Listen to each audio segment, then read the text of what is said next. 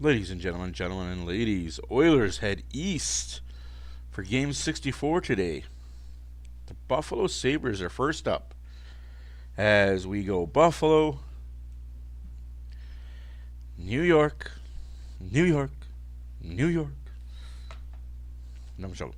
We go Buffalo, New Jersey, New York Rangers, and then the New York Islanders, the New York Rangers. So we're in the East Coast, Buffalo, New York. We're in the New York, New Jersey area for the next little bit. Oilers have won 3 of their last 4. Yeah, imagine that. They lose 6 in a row. Now they're on a little bit of a heater. 3 of the last 4. The last game they defeat the Buffalo Sabres 3-2. The Oilers are 17-11-2 on the road this season, so that kind of helps. They're a good road team this year. Sabres have lost 6 in a row and are 15-14-3 at home. They also have the NHL's 27th ranked power play. Oilers are a little better. They're not much better, but a little better. I mean, you should be way better with the likes of McDavid, Hopkins, Hyman, Draisaitl on your lineup. In tonight's lineup, the return of Jeff Skinner. He'll be in Hopkins, McDavid, Hyman, Podkolzin, Draisaitl, Arvidsson, Skinner, Janmark Brown, Jones, Hendrick, and Perry. I think you're going to have the Jones, Henrik, Perry line be a very good shutdown defensive line in the playoffs. Also, Wallman, Bouchard, Nurse, Stetcher, Kulak, Emberson. Your starting goalie is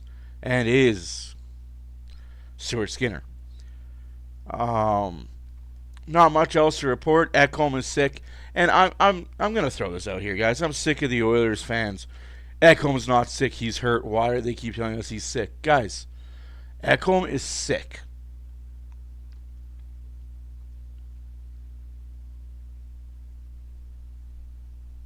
Like, I'm not gonna sugarcoat it. I'm not gonna blow smoke up your ass. He's sick.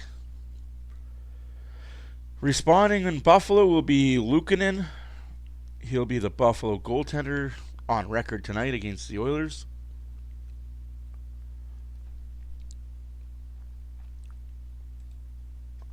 Light NHL schedule, only 4 games on tap. We got this one in Buffalo for the Oilers. Detroit's in Ottawa. Chicago's in Colorado. And we have Toronto in Utah. That should be all interesting. Good evening, Epic. How are you?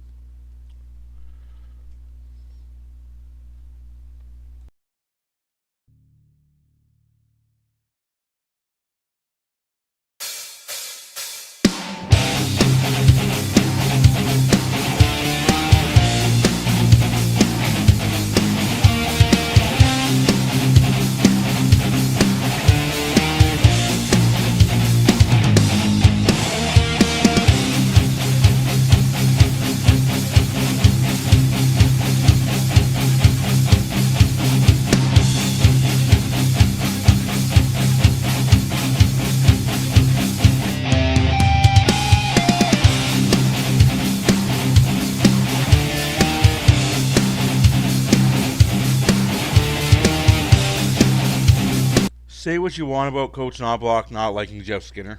He didn't have to play him today for Buffalo. I just thought about that. I just realized that. It just popped in my head. Knobloch didn't have to play Jeff Skinner tonight against his old team. But he did. So, yeah. Thoughts on that, I guess. Very light, quiet crowd here so far, which is to be expected.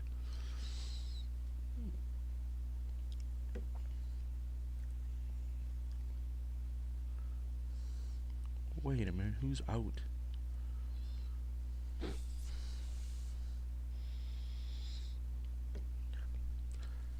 Huh.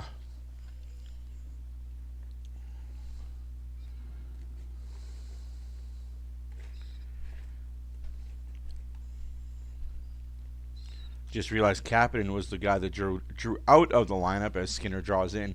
And as the forward group gets healthier, it's going to get even worse and even bigger convoluted We're going to have Kane coming back in playoffs. We got Trent Friedrich coming back in playoffs.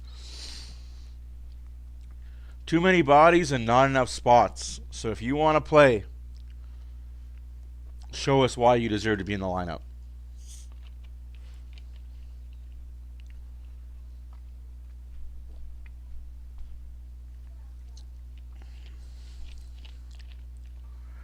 They're getting right into it. Wow. Puck drop might actually be at 5:05 instead of 15:20 after.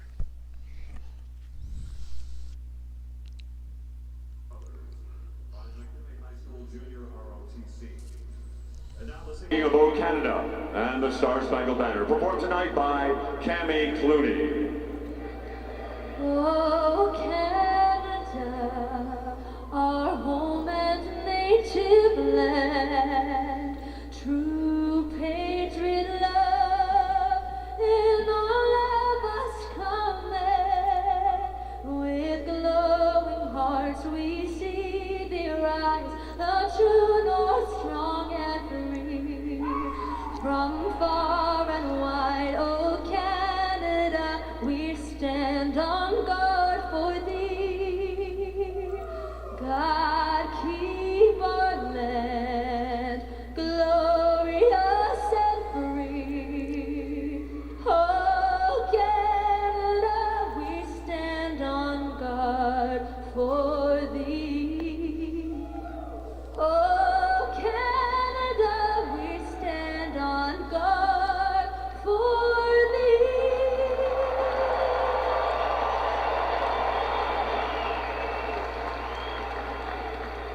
Oh, can you see by the dawn's early light what so proudly we hailed at the twilight's last gleam, whose broad stripes and bright stars through the perilous fight o'er the ramparts we watch were so gallantly streaming, and the rocket's red glare, the bombs bursting in air, gave proof through the night that our flag was still there. Oh, say does that star-spangled banner yet wave o'er the land of the free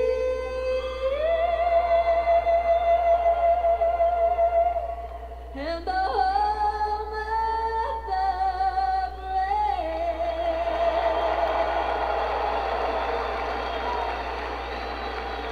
The Edmonton Oilers embarking on a 4-game trip through New York State, and it starts in Western New York. The KeyBank Center, not a building that's always been kind to the Oilers, who've won 3 of 4 and will rely on Fat Man Stuart Skinner for similar heroics to the one he pulled off on January the 25th when he matched his season high with 39 saves in a sloppy 3-2 win over Buffalo. Skinner out-dueled his Buffalo counterpart James Reimer on that night. Tonight, it's their starter, Ukko-Pekka Luukkonen, UPL, who gets the call for the Sabres. He's lost. You're not wrong, Epic. You're not wrong. I hate how Knobloch benches Skinner so much. Evan Bouchard and Rasmus Dahlin, 2 of the highest point producers in the NHL for the back end. Both are in the I top won't ever 6 defend it. I won't ever tonight, understand it. as it's Edmonton against Buffalo in their retro late 90s jerseys. These were the sweaters that carried them to the 99 Stanley Cup Final. Their coach then, Lindy Ruff. Their coach now, Lindy Ruff, back for a second tour of duty. Here's McDavid against Ryan McLeod, old teammates on the opening faceoff, and we're underway. Bouchard and Jake Bowman defensively. Matthias Ekholm right now not on the trip. And his status, well, quite frankly, is questionable for the remainder of the road trip. John Klingberg unable to go, so it's Woolman who switches to the left side along Bouchard, and then you've got McDavid, Nugent-Hopkins, and Hyman as your starting lines, brought to you by our friends at Scotiabank, believing there's a place for all Canadians in Canada's game. Pass out of the reach of McLeod, quickly whipped up to McDavid, coming off 3 consecutive multi-point outings. Louis, you get the I love the he's about goat-head ready to jersey. pop for one of his major Ekholm is not on the trip, and he probably won't be ready. I mean, he's sick. I don't know how sick, but man. Hey, Trucker, how's it going? He's going through it right now. Like, I don't think he should have played the Four Nations with how sick he was, but oh well. It was his choice, his body, his choice, as they say. A nice move on Ottinger. And Edmonton turned out to need all of those goals as a 5-1 lead gave way to a 5-4 victory off the draw.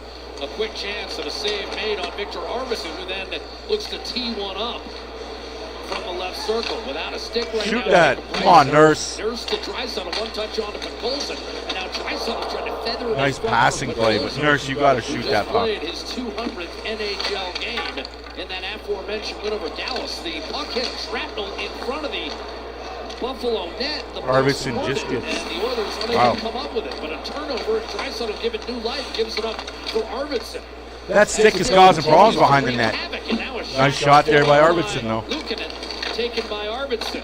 Nurse. Yeah. Threw it across, and Buffalo extremely fortunate to get out of there without coughing up a goal. J.J. Paterka, who had a 7-game... The black, silver, and red, just bison head, yeah. Has fell along to Peyton Krebs, out of the reach. Paterka's been on the tear. Owen Power, first overall selection in 2021 for the Sabres. Under control. Played up by Connor Clifton, the one-time Boston Bruin. Emberson. Hey, man, you are allowed to not be here. Stetcher. I'm allowed to not be here sometimes, too. Has he been impressive in his first games with the Oilers? Corey Perry forced it in front. Yet Buffalo able to take advantage. And again, that stick getting in the way. Louis, that's probably 4 times. Officials picks it up. Right. Not so subtle message from my partner. I mean, it's unbelievable, though. It's hit that stick 4 times. Here's Emberson resetting. Yeah, they consider it a goat head. Yeah. Yeah, don't ask me why Buffalo Sabres fans and media all alike call it a goat head. We know it's a Buffalo head. Vegas lost to Los Angeles, and again, the sticks 5 and 6 times now it's caused disruption. Bouchard to Jake Wallman, and that's threaded through. Again, in the area of that shrapnel. Greenway turned it over. Chance for the Oilers. Backhander save. Look at it. Rebound off the post. Still loose. How does that not go in? Connor Brown off the post. Oh my Moses. His dad in the crowd tonight. Brown surveying off to Bouchard. Man, the Oilers, if this game was called post, the Oilers would win every night. Here's McDavid. Unable to get a shot away. Sabres yet to clear, and finally Byron will locate Sanderson for a dart up to Sam Lafferty, who backhands it in deep. No, there's still half a blade down there as Jake Wallman comes up ice for Edmonton. It's an obstacle. Yeah. Here's McDavid. To be honest with you, the only concern I have is if somebody steps on that and blows out a groin. Exactly. McDavid dishing, and another shot off the pipe. This 2 posts for the Oilers. Count it. 2 posts. Poke checked away from Stetcher. Nugent-Hopkins scored twice in the last meeting, including the game winner with 9 minutes to go to beat Buffalo. That was on January the 25th. 2 posts, 3 shots, 15 and a half left to go in the first period. Beautiful drag move, backhanded denied by Luukkonen. And Edmonton's had 5 great A's here in the first 4.5 minutes. Now Paterka wheels his way into the offensive zone. Sabres looking like a club that's dropped 6 in a row. Edmonton not to break through just yet, but fires it in. Luukkonen, who's been torched for 17 goals in his last 4 Post got starts, wider. watches as Thompson. Little give and go. Josh Norris recently acquired in a trade that sent Dylan Cousins the other way to Ottawa. Emberson Yeah, you're not wrong. You're definitely not wrong, Renegade. They got to change something. Arvidsson against Rasmus Dahlin, the Sabres captain. Worked up the right-hand side for Tage Thompson, their leading goal scorer. Peyton Krebs puts the brakes on, looks, and now wires one high to the blocker side. Big hop off the boards. Turned over. Peyton Krebs again. This time dishes one-timer to save it. Skinner scrambling. And it stays out. Oh, because Look to get a piece of one of those opportunities. Podkolzin could not get the puck out. Digs it out. And Dahlin will scramble back. Sabres play with a lot of pace. High risk, high reward. That's Buffalo's style. That could be a close game. I don't think it really matters as long as the Oilers win. Thank you. I like this jersey. Of anyone in the National Hockey League in the first period.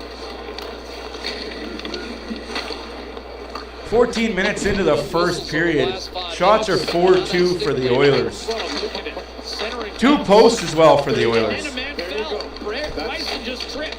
It's just ridiculous. It is ridiculous. I think it's ridiculous that it hasn't been picked up yet. Yeah, the linesmen are refusing to pick up that broken stick. What are you going to do if a player goes behind the net and falls on a broken stick and ends up getting injured because of it? His shot deflected out and behind the net for Corey Perry. Stetcher the outlet for Max Jones. Couple of whacks at it. Got it through Dahlin, but out of the reach of Darnell Nurse. And do we have too many men or an injured player? Well, we got a penalty coming. Valentine was down on the ice. He finally got to the bench. There's one bar by Brown. Had a gaping net. Couldn't finish that off in the scramble. And then a second post as well right here. But lots of pressure to start this game off for Edmonton. Nothing to show for it. We'll be back after this. What's the penalty? The Edmonton Oilers Community Foundation. One of the teams has a penalty. I'm not sure if it's the Oilers or Buffalo. But the team has a double minor for high sticking. There's no way they called that against the Oilers there. There's no way you let that play go on like that and then you had to call it. Across oil country, directly helping kids, families, and communities in need. Don't wait. Get your tickets right now at EdmontonOilers.com and help. Yeah, Epic, they definitely have to finish these chances. Oh, there is a penalty. I just don't know what team has it and why. I know it's a 4-minute double minor for high sticking, but I'm not sure if it's the Oiler player that knocked over the Buffalo Sabre and he was laying on the ice looking for a call. Oilers touched the puck, and actually they touched it more than once or twice, and then you decide to blow it down? I'm confused. Color me confuzzled.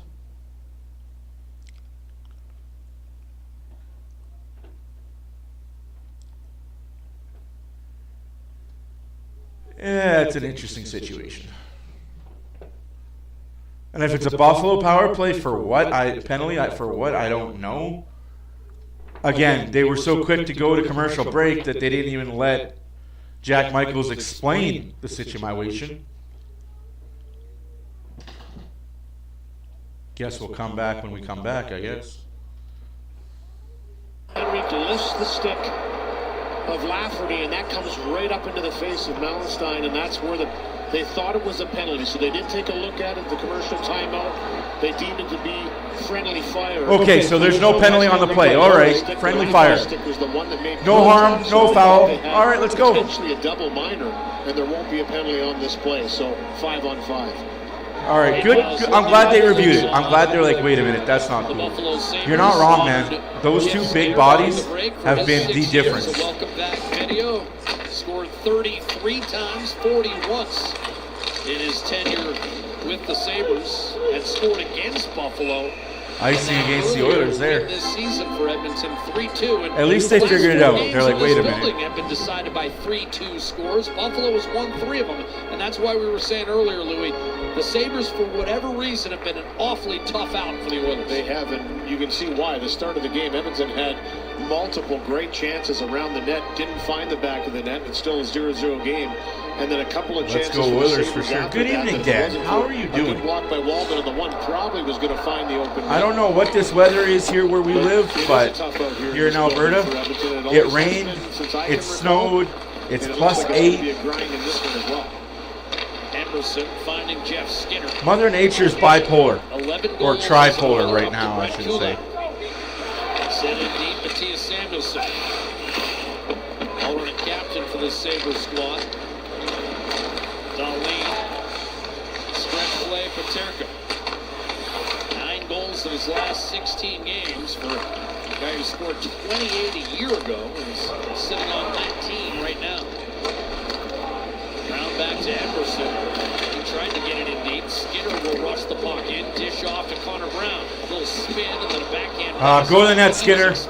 I mean, Brown No one home. shouldn't have made that play, but still, go to the net. Go backdoor on those.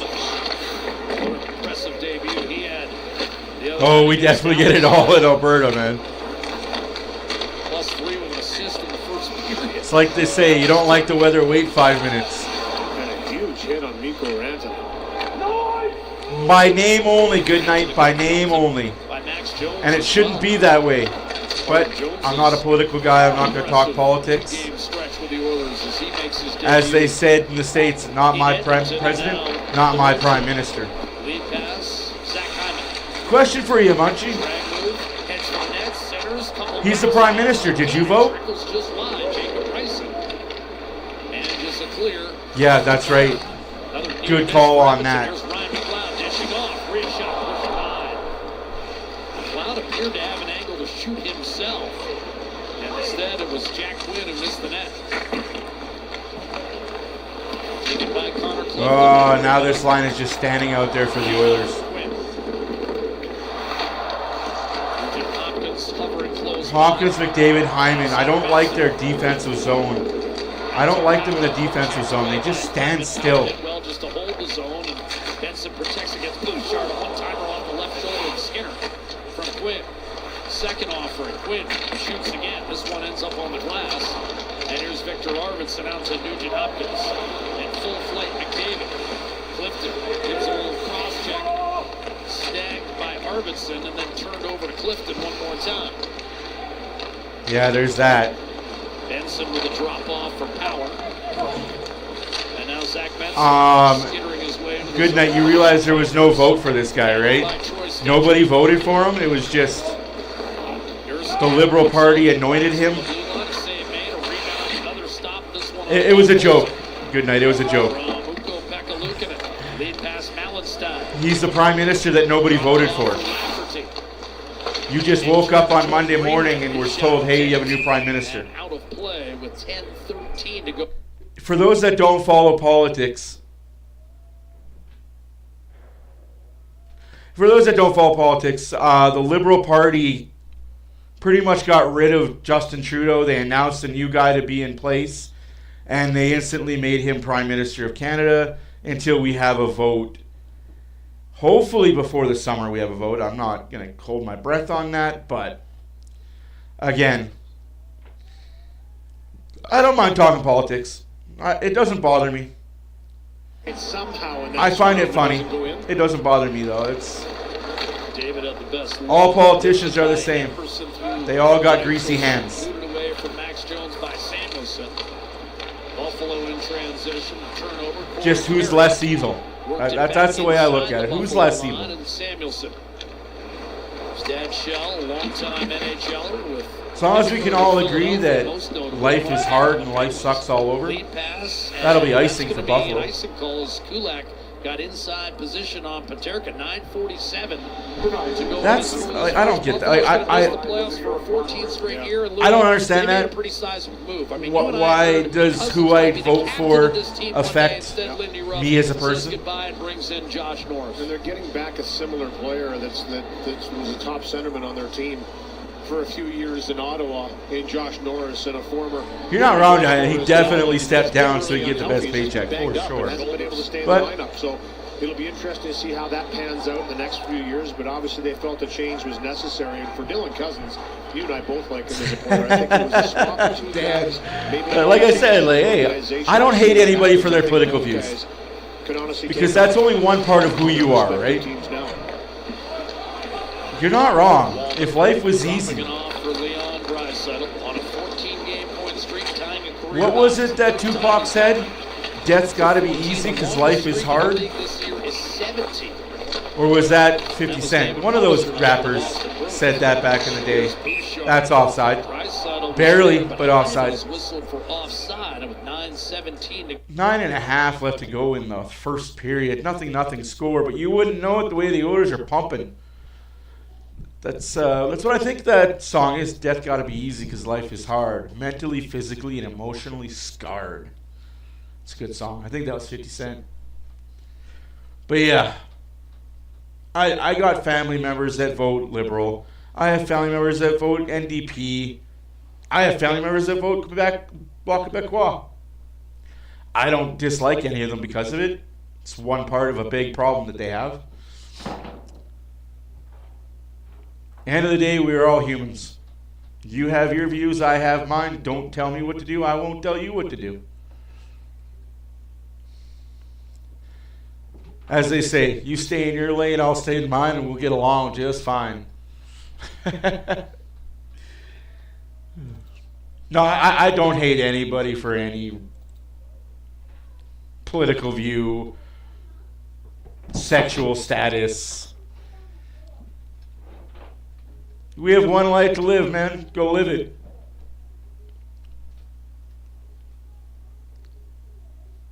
We don't get any do-overs, man. That's one thing I've learned recently. We don't get...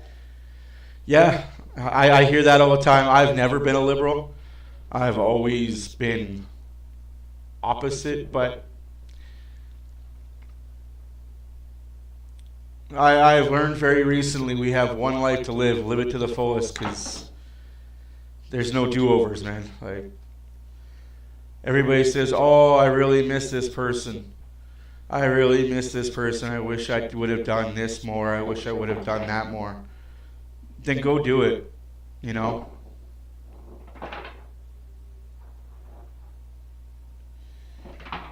Right, you're right, Chucker. Like that's why I say he's not my prime minister. There was no vote, but Year with Buffalo, so every he's got the title. does have a silver lining. 7.5. Did you record that with the same camera Ooh. they recorded the World War II footage? It's a little more modern than that. It's a wonderful camera. I'm still figuring out how to use it. I was on the opposite side of the building, so those are my excuses. We'll work on my camera work. Ryan McLeod. Maybe I next feel time bad don't for take that a red-eye guy, flight. but 3:30 in the he's in a morning. better spot now. And then he's in the workout room at 6:40. Yeah, Rosie's. Oh, Wait a minute, what? Oh, we hate you at the She's same standing time. by. Here's Owen Power. I'm not up there to see this. Through 11 minutes. It's all good though. Beautiful day in Buffalo, New York. Sunshine aplenty. Sabres dishing off. Lifton had a notion. Then overstriding was Quinn. He's not even a that's the thing that I don't like. He's not even a politician. I wonder, Louis, to your point, those missed opportunities early in the game. But The Oilers don't want to oh well. allow the Sabres Welcome to stay Canada. close. Can't take your foot off the gas. Have to continue to do this and pressure and turn pucks over, because that's what was resulting in the chances. No, absolutely. We're trying to get her walking by herself, but also not forcing the walking by herself. And have to continue that again. 8 minutes left to go in the first period. Shots are 7-3. Well, it was the pressure of Edmonton and that broken stick. Yeah, that was what had the sixth man out there. Hawkins just loses the puck way too By easy. Jason Zucker just signed a 2-year extension with the Sabres. Ryan McLeod gained the line, as did Jordan Greenway. So Buffalo made some other moves at the deadline, retaining some of its veterans. Zucker sails one line, Samuelson. Back to Ryan McLeod, who's had a nice year in Buffalo. 14 goals, 33 points, a career high in both categories. McDavid unable to get it out. Battled for, ultimately. Oilers got to score the first one. They skate conservatively back into his own end. Pestered by Tuck and then thrown in front. Tuck back door, and it was chipped wide. Buffalo's now coming. Another turnover. Tuck fires, and again. Another turnover by the Oilers. On a tear, and now it's Draisaitl back the other way. Now Lee can't bring him in. Draisaitl shot, save! Wow. Draisaitl found that extra gear and pulled away from Dali. Vasily Podkolzin. Jake Woolman. Shoot that, Bouchard. Arvidsson. Draisaitl centering pass, and that stays taken by Woolman. But did you see Draisaitl pull away from Rasmus Dahlin. What do you mean by the way, Louis, But he not is. known as lead-footed. I mean, oh, what a cross check. Good call. The Jets on and just And that might be icing on Buffalo. Great job, brought it to the forehand. Just Yeah, what a really bad pass indeed, man. Like, Icing Buffalo. The Edmonton Oilers Community Foundation. You're not wrong, Trucker. That was a bad. Is back for another record-breaking season. Support communities across oil country and win big at EdmontonOilers.com/50/50. Well, chances at both ends. This is a pretty. Sorry, bad folks. I gotta turn the heat on my house. Right into Oh. Stuart Skinner ricochets right out to Zucker, and he has a good chance. And then Draisaitl on that chance we talked about. Once he saw that it was ahead of Dahlin, he wins the race to the puck, backhand to forehand, and doesn't miss by much. The league's top goal scorer. 95 points, second only. No, he's a Moldovan mole.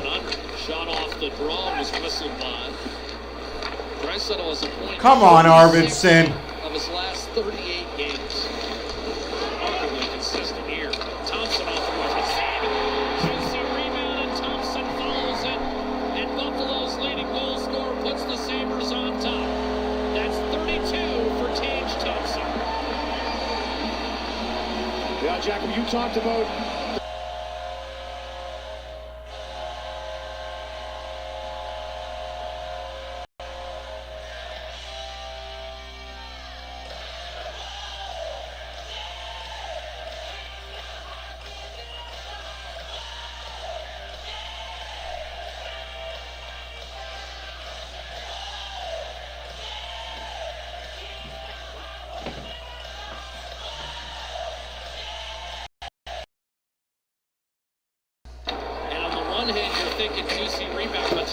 What the fuck was that? What the fuck was Arvidsson doing at the frickin' blue line? But that's just bad rebound control by Stuart Skinner. No sugarcoating that one. That one Stuart has to have.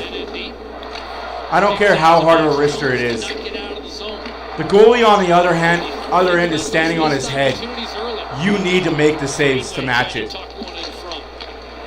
But again, the Oilers are the only team that I watch on a regular basis, and I watch a lot of fucking hockey, that their forwards give the puck away at the offensive blue line. It seems like every other shift. Every other shift, the forward is giving the puck away. Thompson, unassisted at 13:28, scored his first career NHL goal against the Oilers as a member of St. Louis, and then he scored a highlight reel goal as a member of the Sabres a couple years later. That was in the first period as well. Samuelson shot 1-0 Buffalo. by Skinner. Emerson to Brown, a drop off for Brett Kulak.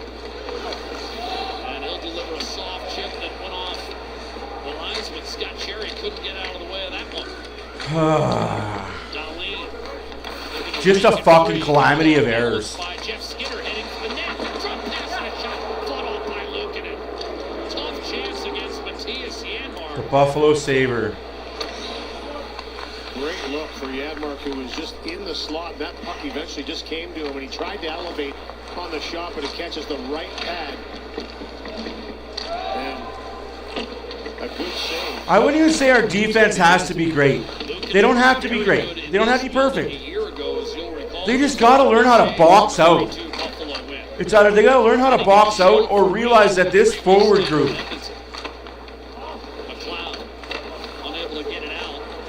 No, it wasn't. Dude, don't be that guy. Like, don't pile on being an idiot. It wasn't a bad goal. Like, you make it sound like it was a fourth line player that shot the puck and it went in top shelf from freaking center ice. Like, don't be dumb. It was a bad play? Yes. Terrible play by Arvidsson. Should the Oilers have recovered from it? Yes. Should Stuart Skinner have made a better first save so that the rebound didn't fly in front of on center ice? Sure. But he tried to recover. And that right there, if you see your goalie trying to recover and trying to fish for the loose puck, take a fucking body. As a defenseman, take the freaking body. But all around, their goalie's outplaying our goalie. It's first period, it's still early. I'm not going to tear this team apart for one bad goal. Got himself tangled up with Byron. And Ryan McLeod able to pick it up in his own end. But all around team need to be better on that. Better focus. Oh, I know why you asked, but for the response to be, yeah, bad, real bad. Like, it wasn't real bad. It was just... I wish you could see the goal, Epic.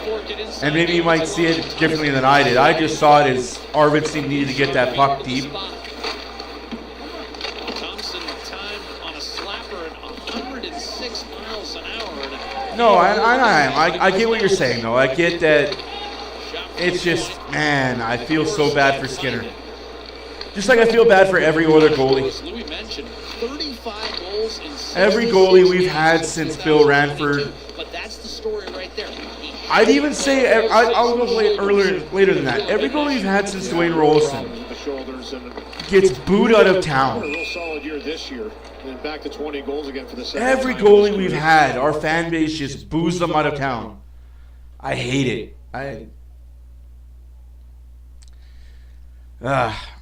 I get your side, though, Ryan. I get your side. I understand why you say it's bad. I just one thing piles on after another with this team.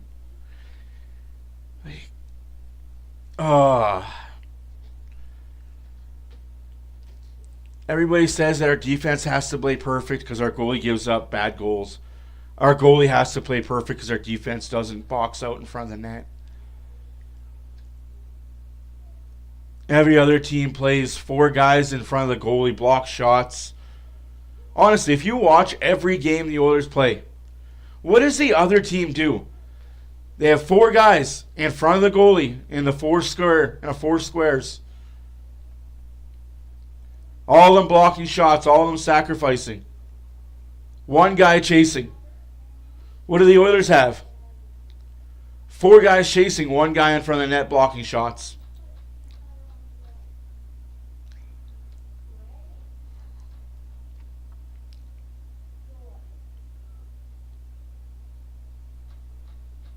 So what?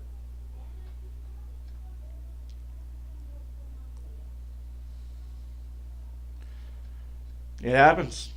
Not even worried about it.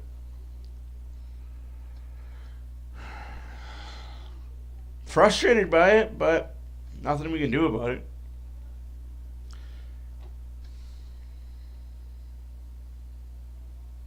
Lots of time left. Like I get why you're mad, and I get why we're frustrated. We've hit 3 posts, guys. Hawkins, like, what the hell do you do on a nightly basis? And you think if those go in, what a difference this game would be. Of course they are. Of course they're going to say it's on Skinner. Every goal that Stuart Skinner lets in is on Stuart Skinner. Buffalo has outscored its opposition by 21 goals in the first period, then been outscored by 43 the rest of the way. That's a big reason why at 24-32 and 6, like, the Sabres are it's not just on Stu. It's Picard. It was Campbell. It was Koskinen. It was Stallars. It was Dubnyk. It was you name a goalie that's gone through Edmonton, our fan bases tear them apart. How do you take yourself out of that, Louis? I mean, Sabres have just been in constant spin mode here in the last 2 or 3 rebuilds, it seems like. Well, that's the key. You have to draft properly, you have to build properly, and you have to hope that you get lucky on a few players and a few acquisitions. Darnell Nurse with a giveaway. Are real leaders on a team. When you're talking about a young if only our forwards knew how to get pucks in deep and not lose it at the offensive blue line. A lot of weight and pressure on young players. But look at Edmonton. That's offside. And that's all of them, guys. That's McDavid. That's Draisaitl. That's Arvidsson. That's Hawkins. That's every single one of them. Understand what it takes, and you go through a lot of growing pains. I mean, people in Edmonton. Maybe we know what. Instead of sitting Jeff Skinner every other night and every other game, let's sit Arvidsson a few games. For Buffalo, they've had some setbacks. Obviously, the Jack Eichel, Saga, whatever you want to call it, that was The guy falls over on his own 2 feet more than I've seen him stand on his skates. He won a Stanley Cup there, and they're still He fell over again in that play, by the way. It's going to take some time, but they made a big deal. You talked about it. Norris for Cousins is a first move they felt was in the direction they wanted to go, and Kevin Adams, the general manager, is going to have some work to do to try and right this ship and make them a team that you look forward to every year. Talking to Peyton Krebs this morning, that's the message. Oh my God, fly-by cities. Right there again. Our forwards don't know what to do in the defensive zone. Bouchard giveaway right in the slot. Rebound Darlene to McLeod. Threw one behind the net for Tuck. Wrap around and a save made by Skinner. Got the right pad over. All this because of Bouchard giveaway. Eluded Ryan McLeod. Tuck's got 8 goals in his last 10. Has not found. But they're not playing down to them though. Like, they're completely controlling this game. They've hit 3 posts. Getting back to Peyton Krebs, we just talked about the message in the room to finish off the season is play the right way. No, like, I know I'm not hard enough on the goaltending. That we want to have as an organization, so the message is there. But I know that the team has to go through 5 players before it goes through the goalie. That was well played by Bobart. Clean check, lead pass, Tage Thompson. Rolling back, Thompson dishes. Wrist shot off the rush. 3-on-2 for Buffalo. Could not find an opening. Block shot by Pizza Nurse. 73, Edmonton's homegrown #1 pizza. Hunger happens. They've hit Order 3 on posts. Game day. Pizza 73, the official pizza They've of the outshot their Edmonton opposition. Oilers. They've controlled the entire game. Well, here's some of these shots, a couple of them high. The sound effects picked up Like- the blast off the glass. You saw Tuck with a hard wrap around and a headsy play by him to pick this one up off the back wall and try and surprise. Hopkins just gives the puck away just because. 30 seconds left to go in the first period. 1-0 Buffalo. Trying to seal that wall. He does. Maybe This a team and their 3-on-2 giveaways, threat man. here. McDavid, Naheim the trailers. Nurse fires off the post. Darnell Nurse just hits a post. And that one is 4 posts. out of play. Edmonton has hit 3 posts. No, buddy, they've hit 4. 20 minutes. You don't know how to count. Darnell Nurse with the activation gets right up on the play and some nice passing and work along the wall to set this out. And a beauty little pass by Hyman as he takes it from You're not wrong there. Gets to the middle a bit, a little drop past the Nurse who's the trailer, and he rips this one. Great wrister. Tried to pick his corner. 20 seconds left in the first period. 1-0 Buffalo. Shots are 11-7. Take away the 4 posts. Draisaitl 15-7. matched up against Krebs. Oilers load up again here late in the period. This time Draisaitl loses the face-off. And just like that, Buffalo breaks out of the zone. The Sabres were able to advance through neutral. Krebs, a centering pass off the pads of Skinner. And that's recovered by McDavid. He'll go up to Corey Perry. That's it for the first period. For the first period is a long drive from Great first period by the Oilers, except for 1 minute of stupidity. 12 shots to 7-1 goal for Buffalo.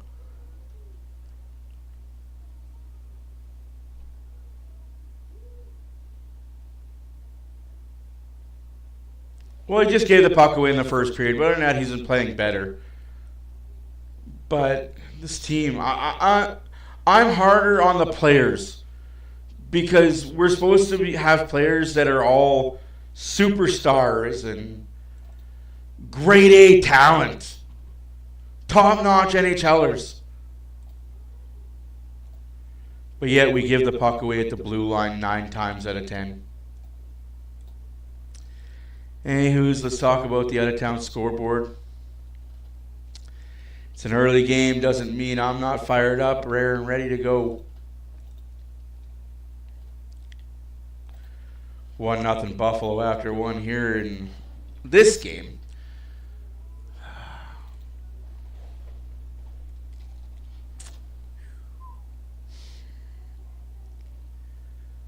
No other game is playing yet at about 5 minutes from now. Detroit's in Senators.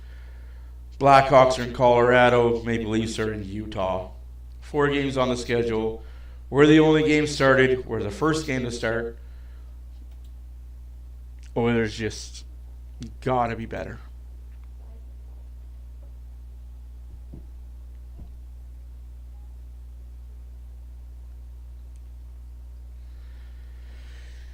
I just, it hurts me watching this team be so good and then they do this. You know what I mean? Like, it hurts me watching this team be so good and how good they can be and then be just bad. I've said this for years, and I guess this will be the team that I cheer for until my dying breath. This team is Jackal, and this team is Hyde.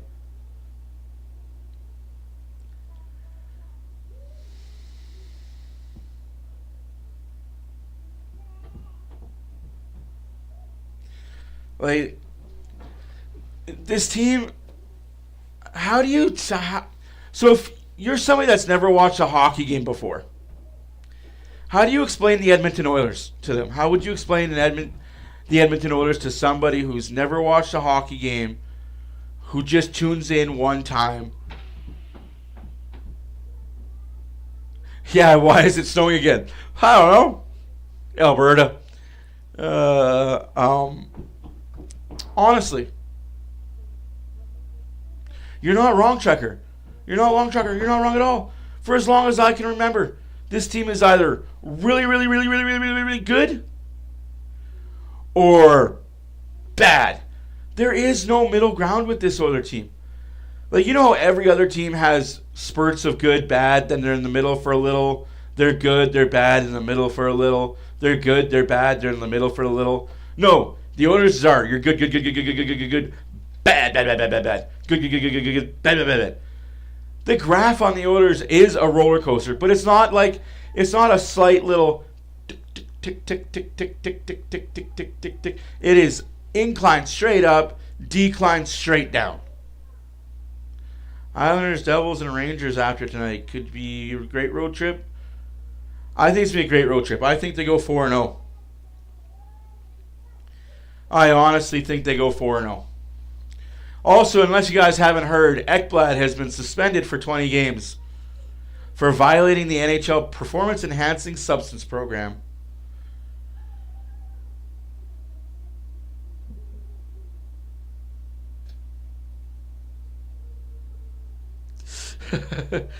So, how many games does Florida have?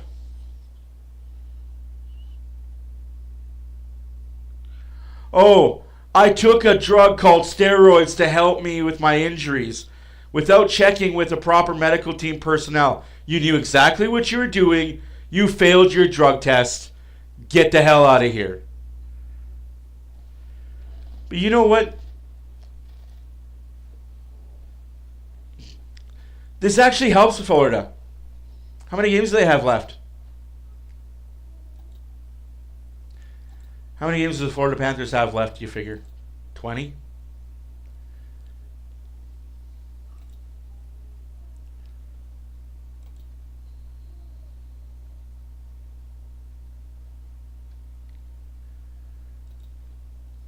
So they have Ekblad rested for the playoffs.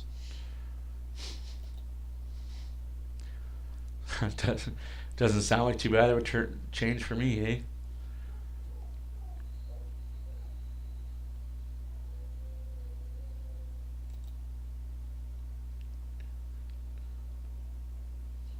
They have 18 games left in the season.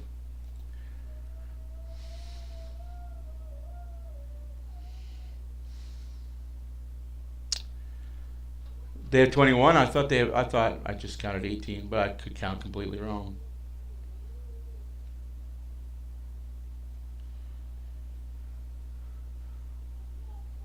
Nine in April.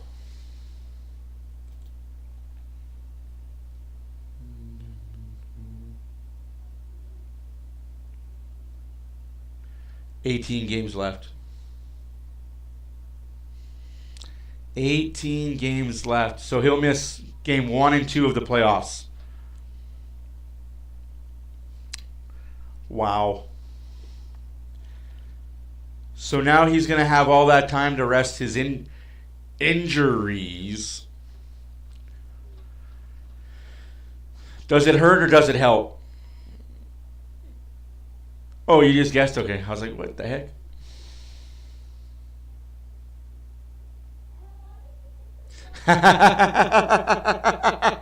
If only that was the way it worked like that in other leagues. I know it works like that in other leagues. They go back and like, wait a minute.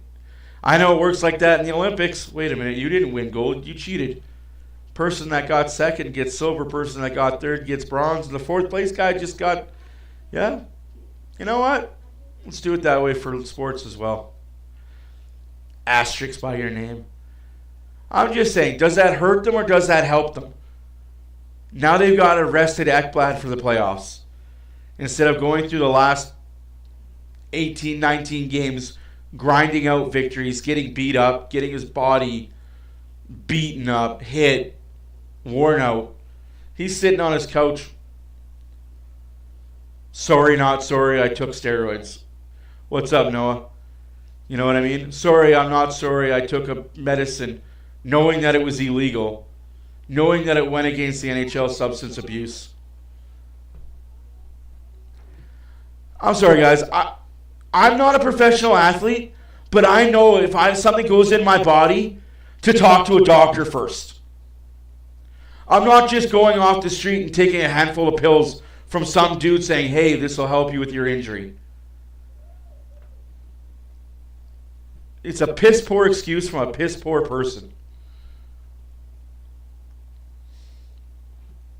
Oh, I didn't know. Maybe next time I take pills to help an injury, I'll talk to a doctor. Oh my fucking God. I'll be back, guys.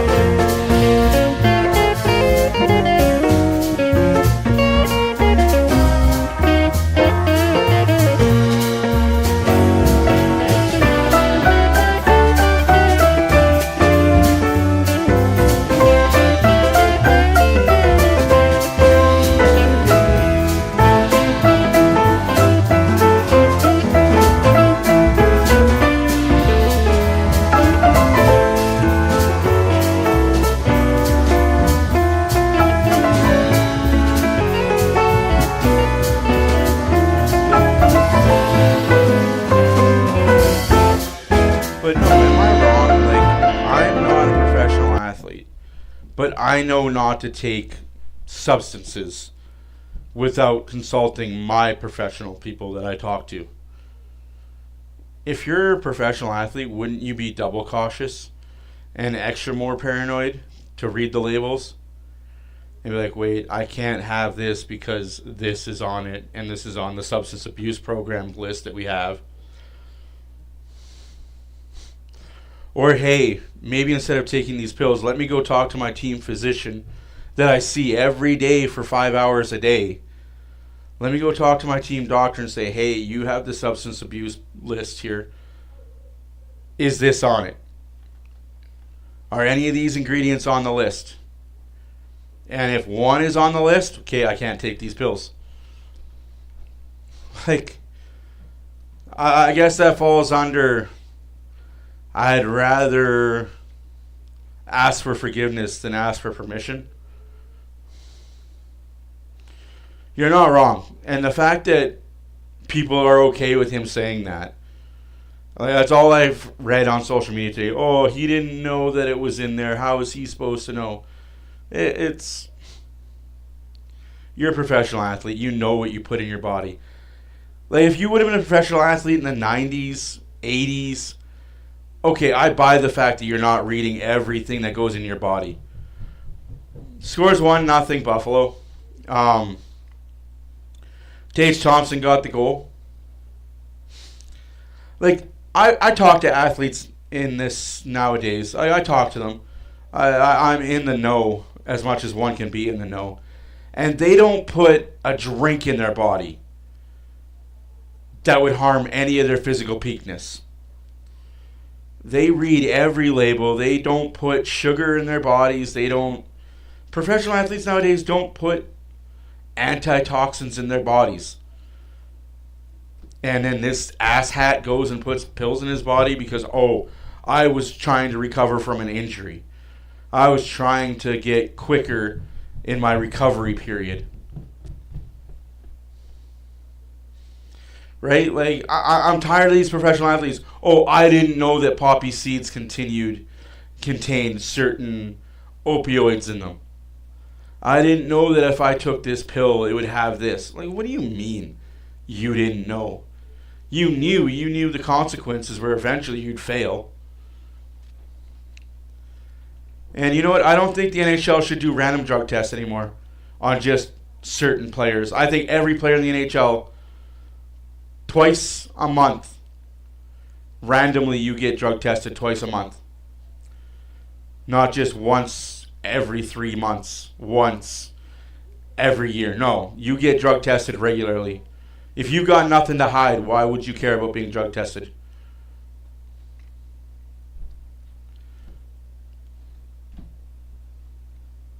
When I was working at my one job, I was drug tested regularly. By regularly, I mean once a week. Here's a cup, piss. It's not infringing on your benefits. It's not hurting you. You're not poked with needles. Here's a cup, go pee. We'll let you know in 48 hours what we find out. Like,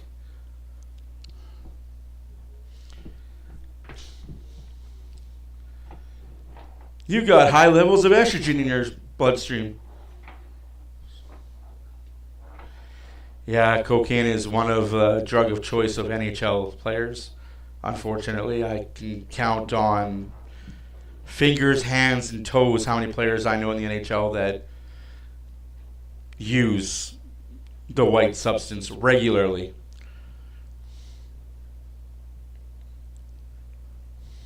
But it's not an illegal performance-enhancing drug. So the NHL looks at it like, oh, it's just recreational. Until you start missing practices, missing curfews, and affecting their livelihood and their way of making money off of you, then the NHL steps in. And coaches step in. Like, that Colorado player, I'm going to be honest with you. The guy that's been caught like 3 times for using cocaine, and there's really nothing done to him. The only reason why he gets in trouble is because he keeps sleeping in and missing the team bus. That's the only reason why he's in trouble, is because he slept in and missed the team bus. Had he woke up or not gone to bed or caught that bus on time, he wouldn't have been suspended last year.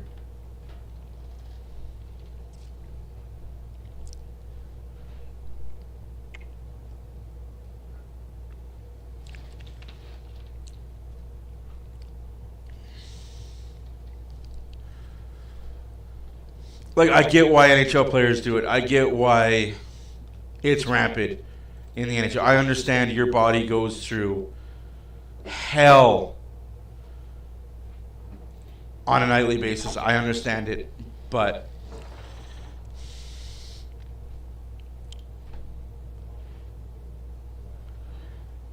and no, I'm not going to tell you players that I know that are users, because I'm not that guy. It used to be the cool thing to do. In the 80s and 90s, you used to do it on the benches.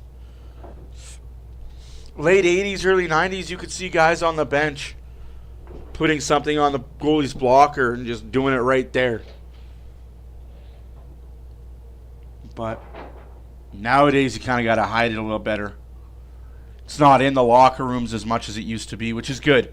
Which is a great thing for the league, the players, and everybody involved.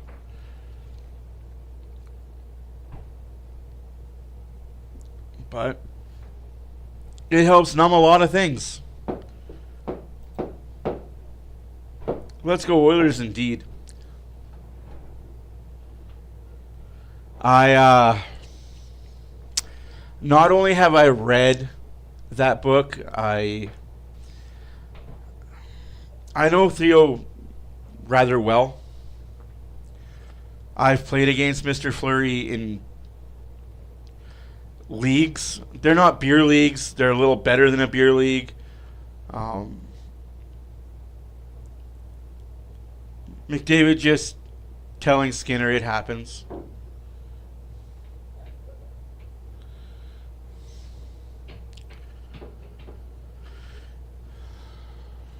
They got to replace the boards, I guess. That's kind of a strange situation. That's the holdup in this period. They're fixing the boards where the Zamboni comes out. I guess the Zamboni driver tested positive for the white stuff too. He hit the boards. I mean, heyo. Talking about it, might as well make jokes of it, right? Like, thankfully for me, I've never been addicted to anything or on anything. Life is good without it. I don't need that to have a good time. I've hung around people that needed to spend a lot of money to enjoy life and have a good time. They needed to put the substance in their nose. It was never a party until they came with that, as they said. It was... Right?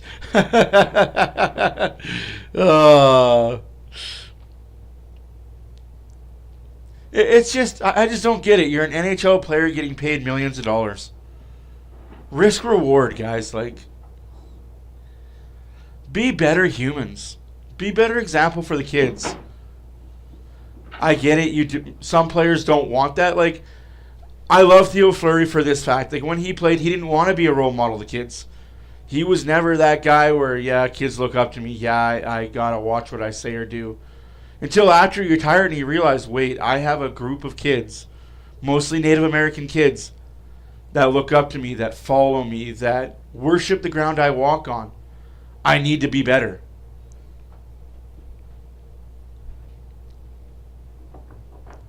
Same thing with Grant Fuhr.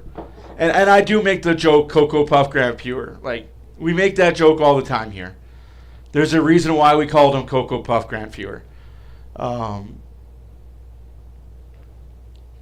I'm not saying the team in the 80s didn't do it. Everybody on the 80s hockey team, including Mr. Gretzky, did do lines at one point in time during the seasons. If you've ever seen their pictures of the post Stanley Cup hangovers, a lot of them were in glasses. There's reasons for it.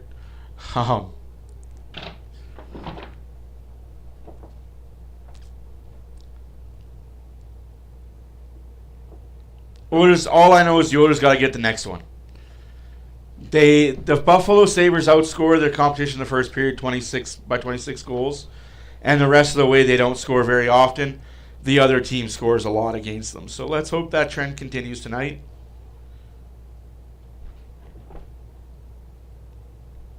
You're not wrong, and I'm glad to be an 80s child and not a 70s baby, because I probably would have got addicted to something like that if I was a 70s child.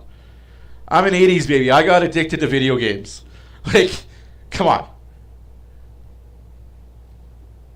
What's the worst that can happen? Get addicted to video games. I still play video games in my 40s. 3 posts, 2 of them in that first 5 minutes. That's a hard pill to swallow, guys. I'm in my 40s. The crowd at KeyBank Center. Looks good, oh, maybe not. Yeah, TJ Luxmore has given that a real look. I don't think he's happy with it. I'm not sure we're going to get underway here. And again, this didn't like right there, and you know that's one of those ones where you catch a like, skate on it. like I said, I don't judge anybody that's ever done a drug, did a drug, on a drug.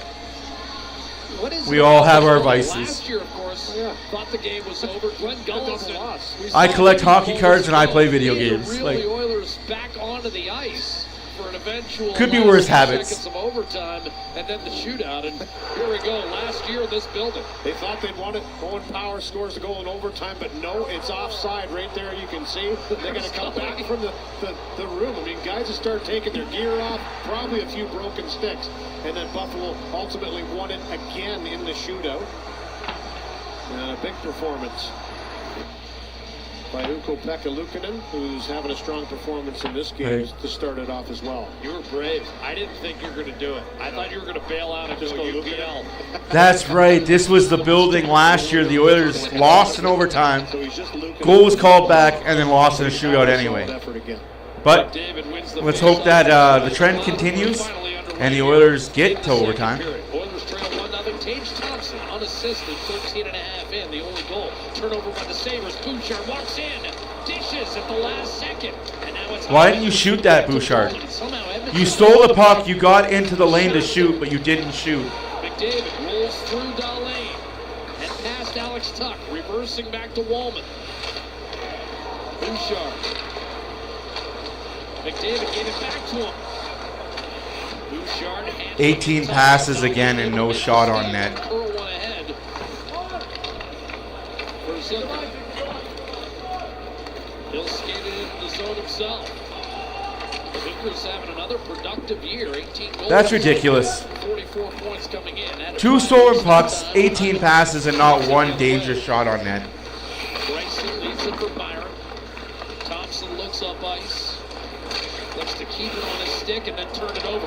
Leon Draisaitl steals a puck. Dishes off. Shot. And that was blocked, but Colson could not get it through. Whips one around for Draisaitl. Peers inside. Goes to Darnell Nurse. Darnell Nurse loses the puck. For a moment. Bryson tries to bust up the cycle. I don't get it. Threw it across to Draisaitl.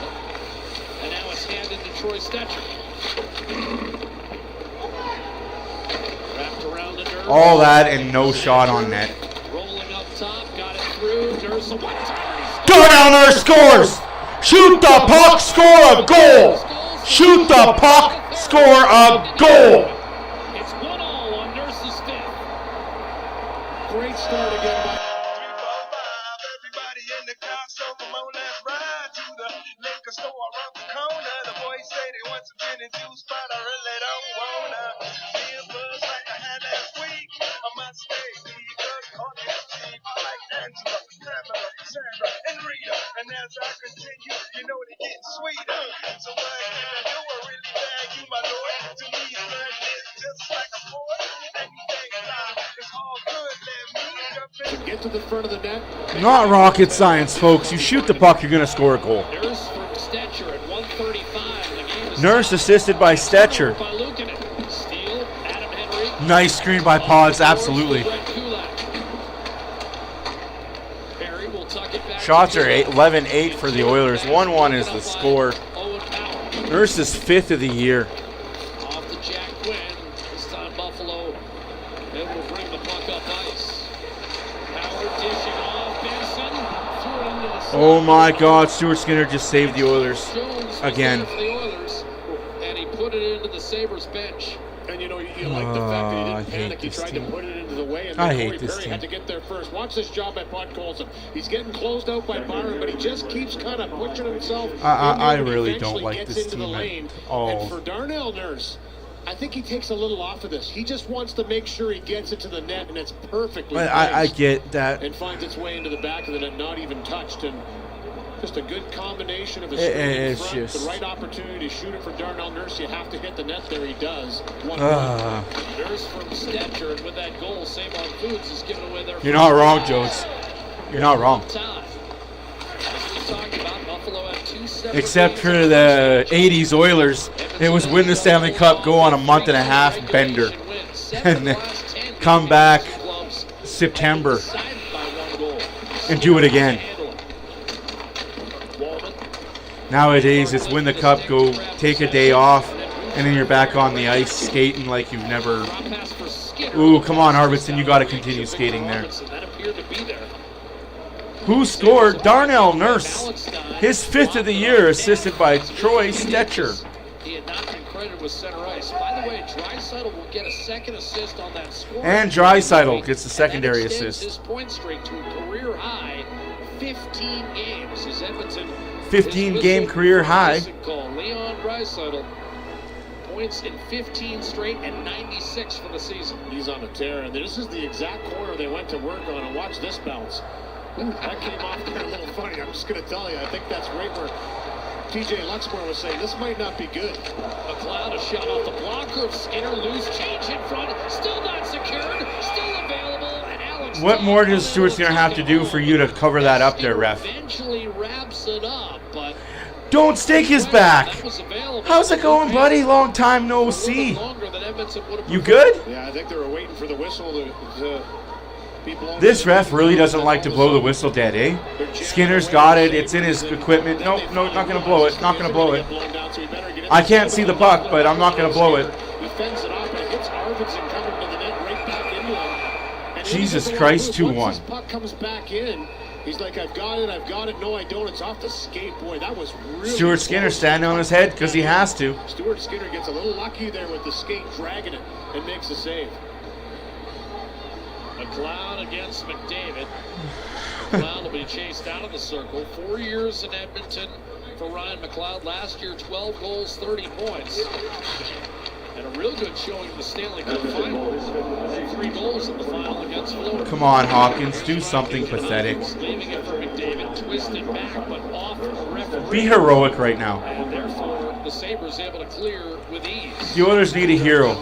93, be that guy. We've seen some strange bounces already in this one. Here's McDavid gaining the line. The trailer is Kulak. In front, tipped. Save Lukin and rebound thrown in front. And again, the Sabres able to duck out of danger. Ryan McLeod swooping into the offensive zone, dishing off. Great shot score. Buffalo regains the lead. This time No Alex defensive Tuck coverage at all. finish. Off the feed from McLeod, it's 2-1 Sabres.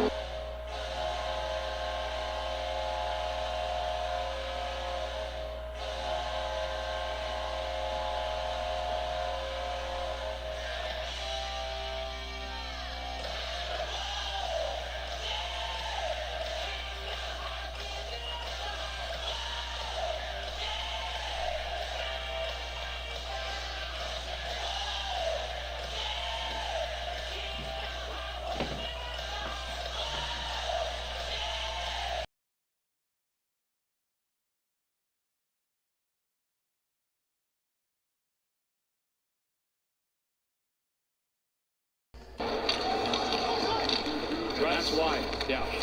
Because Alex Tuck isn't going to miss those. That's pathetic by that Oilers defense. 25 for Tuck. Give him 3 from there. He's going to find one of them, and he did. 9 goals in his last 11 for Alex Tuck. Here's Draisaitl looking to get it back for Edmonton. Once again, as they did 6 weeks ago, the Sabres have taken leads of 1-0 and 2-1. Here's a shot. Do you see what I'm seeing when I watch the Buffalo defense? Draisaitl knocked off the puck, giveaway. Another giveaway at the offensive blue line by a forward. Century Casino. All in, all games, all season. Century Casino. Great locations in Edmonton, St. Albert, and Century Mile Racetrack. Welcome to the Winner's Zone. You're not wrong. Well, Leon Draisaitl being strong in this puck here. He goes to make the move that he does. It's a little push into the bottom part, kind of puts him off balance by Bryson, and then off to the races is Peterka that has the shot from distance, handled by Skinner. Buffalo's second goal is 25th of the season. Off the draw, Bouchard to leave it for Adam Henrique. And he'll guide one I see both ways. You could put that on Skinner. You can absolutely put that on Skinner, but you can also say, why is our forward not be there? About 5 minutes going by. Why is F3 not there?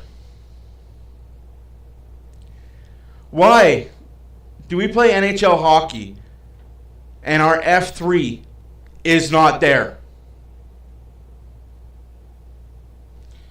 It's Friday. Yeah, I don't know why he was sideways. His positioning needs to be worked on by our goalie coach. Joys of New York public transportation. There you go. Here's Doing it again. down low to Zach Benson. The goalie coach needs to work on him with his positioning. I get a little bus sick. Or he needs some Starting on the buses. Here's a centering pass. professional goalie coach help. What a look. Then he'll get a second opportunity. Missed an open net. Skinner was flailing, and Power just blew it over the cross. Tell that to every other team that plays in the NHL. Forwards are a big part of defense. Here's Jeff Quinn trying to dish. Kept it alive. And we've got a penalty upcoming. Oilers have been sloppy. I'm done trying to explain this fucking game. 8-8 in the first period. It was Buffalo early, Edmonton late, and in the second period, a couple turnovers again have led to some chances. And here's this cross pass. The first one misses wide by Power, but then he gets the second one from Cliff. That's two defensemen down in the zone, by the way.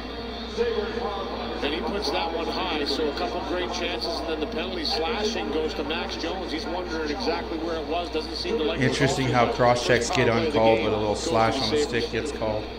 Not a strong suit for the Sabres this year. 27th in the league at 16%. And they've given up 6 shorthanded goals. Off the draw, you've got Dahlin and a good active stick from I will never understand what a penalty is in the NHL. This is going to change. Replaced by Connor Brown. Wallman and Nurse round out the penalty killing. I swear, for the team that has the most offensive firepower, we don't get very many power plays. Flashed it to Peterka, then reversed back behind. Wallman tried to slug it out of the zone. Here's Dahlin. Time for fourth among D-men in scoring. Thompson able to hold it in momentarily. Yanmark escapes pressure, but then turned it over. Peterka up top for Dahlin. And now Thompson. Dropped off. Peterka across. Guided back. Dahlin. Norris gets it back from Zucker. Zucker again. That pinballed out to Dahlin. Halfway through the penalty to Jones. Peterka tried to center. That was stuffed and cleared. Good play, and Wallman makes no mistake. 50 seconds left to go in the Buffalo power play. 13 left to go in the second period. 2-1 Buffalo. Shots are 12-8 for the Oilers.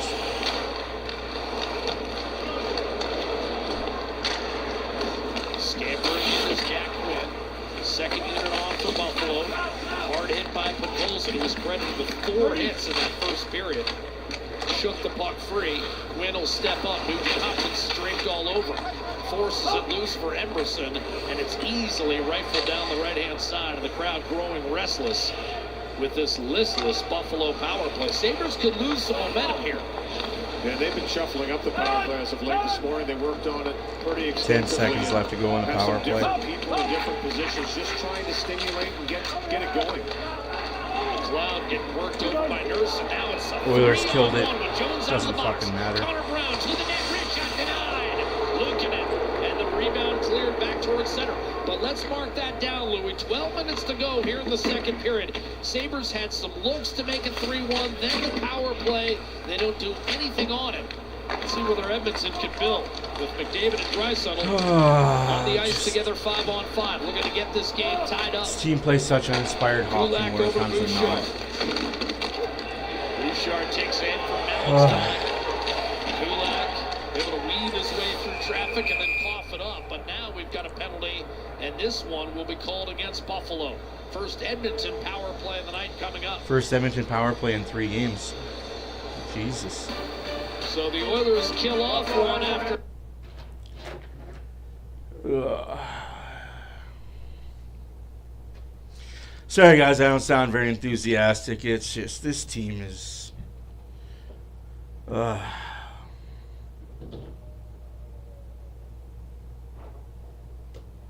don't know.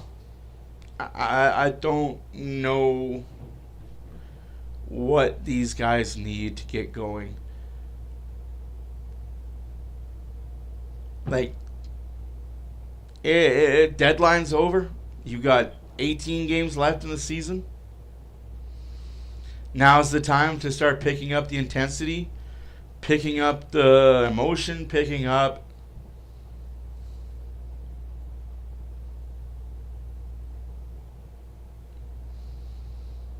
like, what are you waiting for? Christmas? Well, that's gone and passed. Like, are the Oilers waiting for an invitation to start playing better hockey? Well, if you're waiting for an invitation, all of Oiler country is giving you the go-ahead and the approval to do it.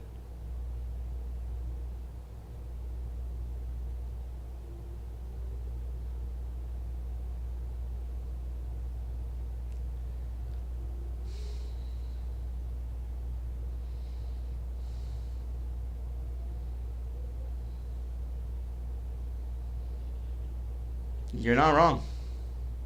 That, unfortunately, is exactly what's happening. They're playing not to get hurt. They're trying to not go 100% of the time. Well, if you don't go 100% of the time, then what the fuck are you doing? What are you waiting for? Like, Nice and easy call for the officials in the first power play for Edmonton. And again, more indication of why Buffalo's in the spot they're at. I mean, Louis, that's not, a changer. and the power play was for too many men. It wasn't even an infraction. It was too many men on the ice. Nugent Hopkins. Buffalo failed to convert its power play, lost some steam, and now Edmonton with a chance to tie it up. Bouchard and McDavid up top. Oiler power play, 10 for its last 25. Didn't even get a chance against Dallas on Saturday. Didn't need it in the 5-4 win. Draisaitl shoots wide, and the rebound cleared ahead. For the Sabres, Ryan McLeod gaining the line, cutting to his left. Buffalo mediocre on the penalty kill this year, 77%, 22nd in the league. Draisaitl to McDavid, back to Draisaitl, who leads the league with 15. Oilers have a minute left on a power play. They've done nothing on it. Draisaitl one-timer. Good read by Luukkonen. He was squared up. They've done nothing on it. And made that look easy. Yeah, he knew that was coming, and it was a good recovery and a good pickup by Draisaitl, and then to McDavid and back to him. I find it hard to. He had the shot on net, but Luukkonen read it the whole way, and it's not easy to do with the way that McDavid comes from high to low with so much speed. You have to respect the fact that any time he can take that puck to the net, but a good read. You can see how far he extended past the line to make that save. Draisaitl for the face-off, won it cleanly. McDavid dishes, one-timer, score! Bouchard scores on the power play. 2-2 hockey game. His second power play Shoot the goal puck, of good year, things happen. His 12th on the season, and we've got a 2-2 hockey game. Everybody in the car, so come on, let's ride to the liquor store around the corner. The boys say they want some gin and juice, but I really don't wanna. Feel buzz like I had last week. I must stay because coffee is cheap. Like Angela, Pamela, Sandra, and Rita. And as I continue, you know they get sweeter. So what can I do? I really bag you, my lord. To me, son, is just like a boy. Anything time, it's all good. Let me jump in and sing in the trumpet. A little bit of Monica in my life. A little bit of Erica by my side. A little bit of Rita, all I need. A little bit of me. I don't know, guys. Like, I'm supposed to be happy about that. And the Edmonton Oilers take advantage. Mental mistake. I just- They met on the ice call. No, if the Oilers didn't have Leon Draisaitl this season, I wouldn't be. Power play. Power up your play with 400-plus casino games and 100 free If the Oilers didn't have Leon Draisaitl season, we'd have Rantanen or a guy of that ilk doing what Draisaitl's doing. They did in January, have come back twice. Not wrong, Epic, and that might be a problem. Our forwards aren't shooting the puck. What are you getting paid to do? Last time. Here's Stetcher. Moving it out for Emerson, a shot, and that's caught. If you're a forward, you're not shooting the puck. What the fuck are you doing? Excuse my language, but if you're a forward and you're not shooting, why are you on the ice? This one here, look at this traffic. So for Emerson, when he gets his head up and takes a look, that's what he's seeing en route to the net. He chooses to go glove because that's the only lane that's open. Shots are 17-14 for the Oilers. 2-2. Half a period left to go in the second. Game's half over. Bouchard's 12 for McDavid and Draisaitl. If you're the Oilers and you're an Oilers fan, you should be expecting a 4-0 road trip. Maybe a 3-1 road trip. Because the Devils might surprise you, or the Rangers might surprise you. But this game shouldn't be a question of, are you going to barely hold on? Bad giveaway by the Oilers again. Jake Wallman, as Lou mentioned, Mikko Rantanen knows all about that, but shows him with another hit. And that's out of play. And a puck climbs out of play with 9:49 to go in this second period.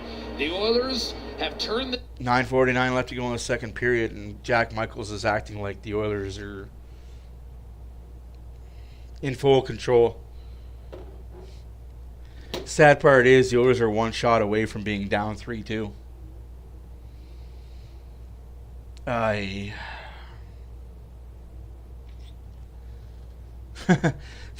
That's reality, folks. The Oilers are one shot away from being down 3-2. You're not wrong. They've always played down to the opponent. I hate that. Like, I despise the fact that every time we have an opponent that we should just throw up and have a point night.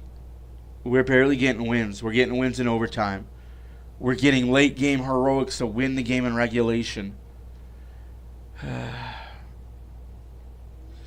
You know, it would be good just one time to be an Oilers fan, just to have that exciting. Like, I know I say this all the time, I'd rather watch a close game than a blowout. But once in a while, wouldn't it be nice as an Oilers fan to see the team just go up by 4 or 5 and just play good defensive hockey and win the game by 4 or 5? You know, wouldn't it be nice to just have one time where they score 5, 6 goals and it's okay? We've scored 5 or 6, the other team has scored 1, and we win the game 6-1, 7-1.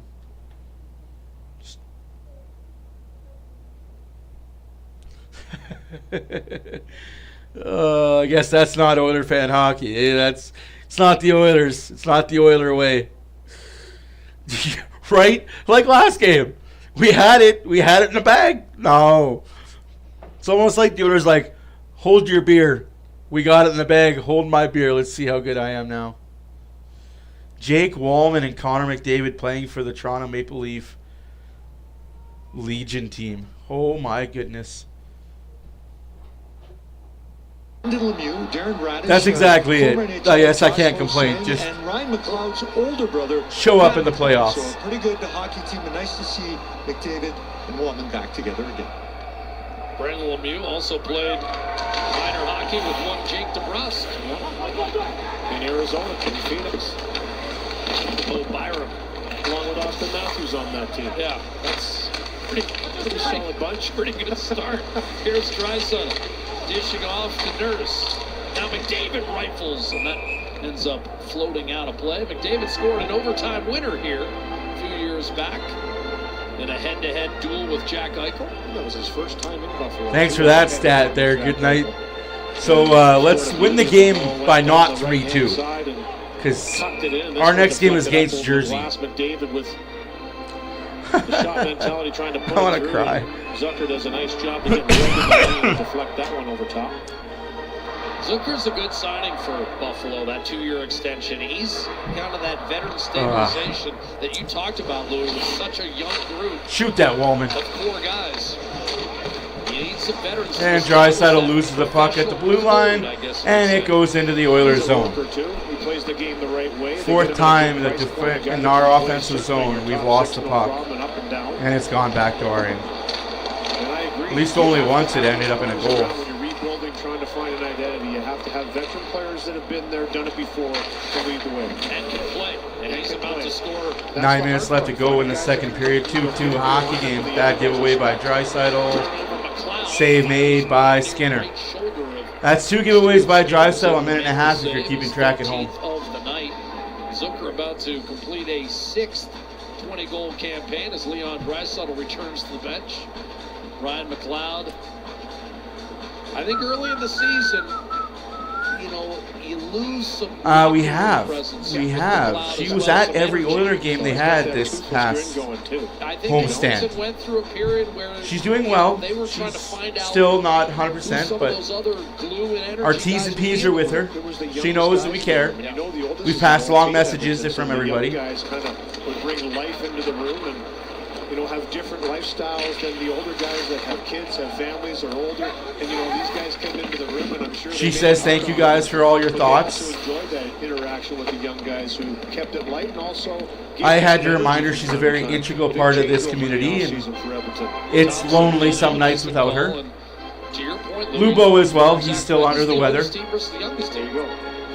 And so far, both teams have kind of given up some pucks here and turned some pucks. Seems like whatever's going around is going around through North America.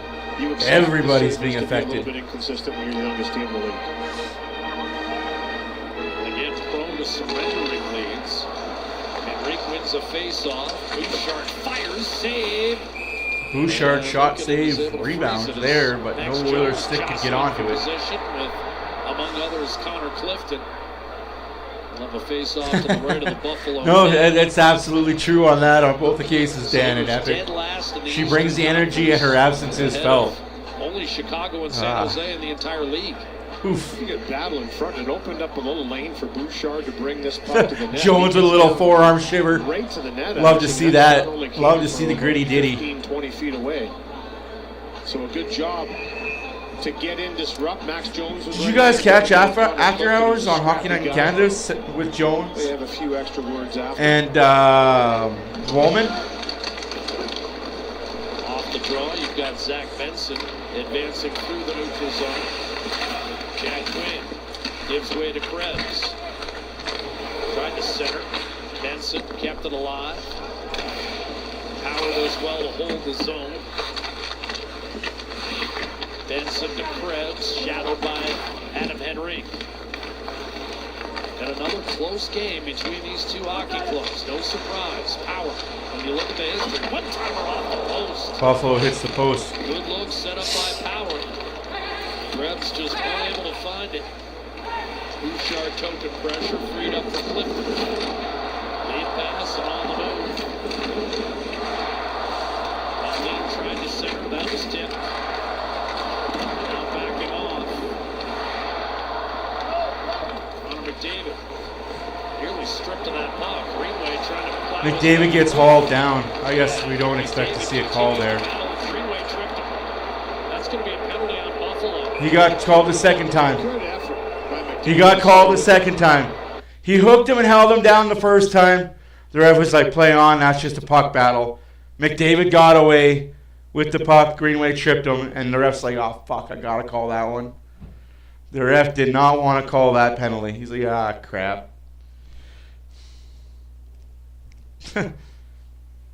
Oilers on their second power play in a 10-minute span. Scored the first one, Bouchard, assisted by McDavid and Draisaitl. Like right there's a haul down, no call on that, and then you got to call that trip. Like that's. Reach takes him down. Whether you like it or not, you got to call that. So now Edmonton back on the power play again. 11 for its last 26. Draisaitl's assist. 1 for 1 tonight are the Oilers with 2 shots. Giving him 7 consecutive 0 for 1 are the Buffalo Sabres. And Bouchard, who just scored a power play goal moments ago to Nugent Hopkins. Draisaitl was slashed. Draisaitl got slashed on the finger, no call. Can't believe there wasn't a call. No call, like double hand, 2-hand slash on the finger. from Nothing. Bouchard. I get you don't want to give the Oilers a 5-on-3 for a full 2 minutes. For Connor But McDavid. call the fucking call. Pivoted to his left. Nugent Hopkins has a jab free. Mallenstein up through center. Ryan McLeod forced it across. And Yeah. Nugent Hopkins able to gather and reset. Just a casual slash in the NHL. Nugent Sidney Hopkins Crosby chopped a guy's finger off by doing a casual slash like that. Draisaitl with no speed there, and Tuck is able to force it back the other way. That I wouldn't mind seeing a Wallman goal. Get to see the gritty. regroup again halfway through this power play. This power play is abysmal. Nugent Hopkins across, broken up, and the Sabres will clear. McDavid waiting for his team to tag back up. Character reference from And then Aladdin. one hands it over to Draisaitl. Jake Wallman. Draisaitl down to McDavid. McDavid looking for something, anything. Cutting behind, dishing off. Gives the That's puck picked away. Off and cleared by Samuelson. Wallman coming out for Bouchard. There's still a minute to go on that power 30 play. seconds Bouchard left. scored on the man advantage previously. Here's Wallman rushing the puck through the middle. Dropping it off to Darnell Nurse. A shot tipped. Nurse wide. takes a Nurse shot. has scored tonight and hit a post. Barry to Henrique. And the power play's over. 2 goals from defense. You guys like how enthusiastic that was? Because that's their power play. From the back end this year, 4th in the league. Arvidsson pounds it in. That's the Oilers power play. The 10 seconds. Nurse fires. Dropped by Nothing. Lehkonen. No Rebound enthusiasm. collected and cleared. No nothing. Donnelly. Just go out there and go for a 2-minute skate. Greenway out of the box, and Take 2 Buffalo minutes off the ice. manages to keep the game tied. 5 minutes too. left to go in the second period. Shots are 19-15 for the Edmonton Oilers. As it's swatted down by Owen Power. 2-2 hockey game. Buffalo had a 1-0 and 2-1 lead. Hustling back is Krebs. Answered by Edmonton. First it was Nurse, then it was Bouchard. And that'll be offside. But it was offside as Perry inadvertently brought that puck outside the line. 5 minutes to go, second period. Game tied at 2. Get the Buffalo Knights. Oh, how uninspiring hockey can you play?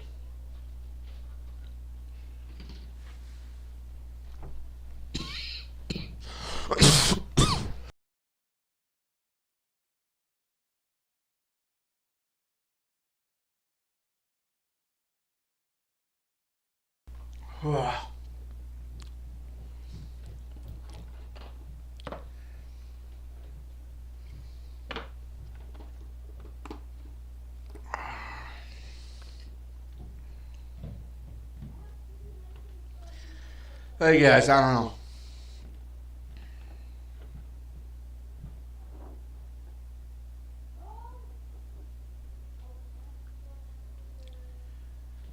Can we make every regular season game matter?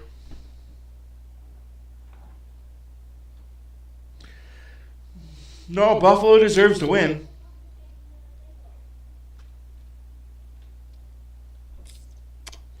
That meter's right where it is, for good reason.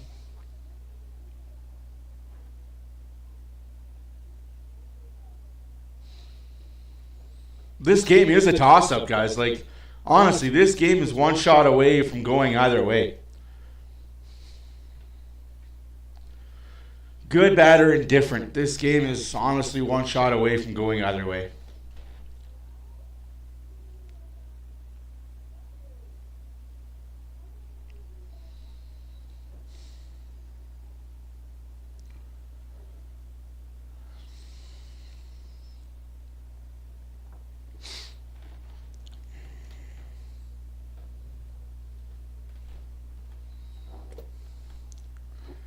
Bouchard made it 2-2, and that last power play, the only shot on net was a late one by Nurse coming down the left-hand side. And the Oilers forwards have yet to take shots aside from Draisaitl's. I wouldn't even call that a shot. Just kind of a flick to get it on net. I'm going with it. I have no problem with it. Oh yeah, no, it's 55 for the Oilers, 44 for Buffalo. Yeah, the blue on the blue on the blue makes, His outlet. and that'll be offsides. Linesman. Tage Thompson waiting for Edmonton to tag back up. Skinner's able to snatch the puck away from his former teammate. and deliver it down low for Yanmark. Skinner last season, 24 goals in Buffalo, his final year in New York. Thompson a clear, juggled by Paterka and shot back in by Emerson. 4 minutes to go, second period. And as usual, 4 minutes to go in the second period. All at once from lottery-bound Buffalo. Oh no, we got 3.5 minutes left. Trying to center for Brown, broken up. Gage Thompson slings it across for Byron. Okay. Could we have yet another 3-2 game in this building? 30 seconds left on the power play. That did nothing. Draisaitl, but Coles Yes, I will. Oh, did you bring these down for me? moves it around the boards for Nurse. Put it back down low. For me? Oh, thank you. Okay. You go take Rosie back upstairs. I'll be up. And did so out towards center. And now you've got Quinn. Here comes Draisaitl. In on net, backhander denied. Look at it. And he's able to Slash again, and you could hear that slash. right there. That's a massive Like, you could hear how bad the slashes are that aren't being called. Draisaitl demonstrating his I don't get it. explosiveness. Is this the fastest we've seen Leon Draisaitl on a season? I think it is. I mean, he's done this. Another slash in the hands, too. Like, And he just explodes here. Picks up this. for you kids that don't know, Sidney Crosby severed a guy's finger when he two-hand slashed him with gloves on. Tries to slip it underneath. Luukkonen, who makes a solid save in tight, but what a drive by Draisaitl again. I believe it was Mathot from Ottawa, if my memory serves me correctly. And a little spin on Silver. Shovel down low to McDavid. Back when the Ottawa Senators actually had a really good hockey team. Sabres unable to Jason clear. Spezza, Danny Heatley, Off the wall. Daniel Alfredson. Bouchard. Then gave it to McDavid. Set down low, Darlene. That's not a penalty. That's not a penalty, ref. No, no, that's not a penalty. That's a player that fell over. Ref, no. Tried to center, and that was tipped. No, buddy. Bouchard down low. Extra man on as Draisaitl dishes off a shot, and Luukkonen able to squeeze it at that far post. Power play coming up for the Edmonton Oilers. At live speed, I think there's an argument to be That's made. not a call. What do you make of this call? That's not a call. Knocks him off balance. We saw one earlier. That's not a call, ref. Here, he kind of That's a player that was leaning. kind of Oh. down. How? It's not a penalty. I'm sorry, guys, but how do you call that when you don't call a slash on the hands? Like, that's garbage. That's complete garbage officiating, man. Like,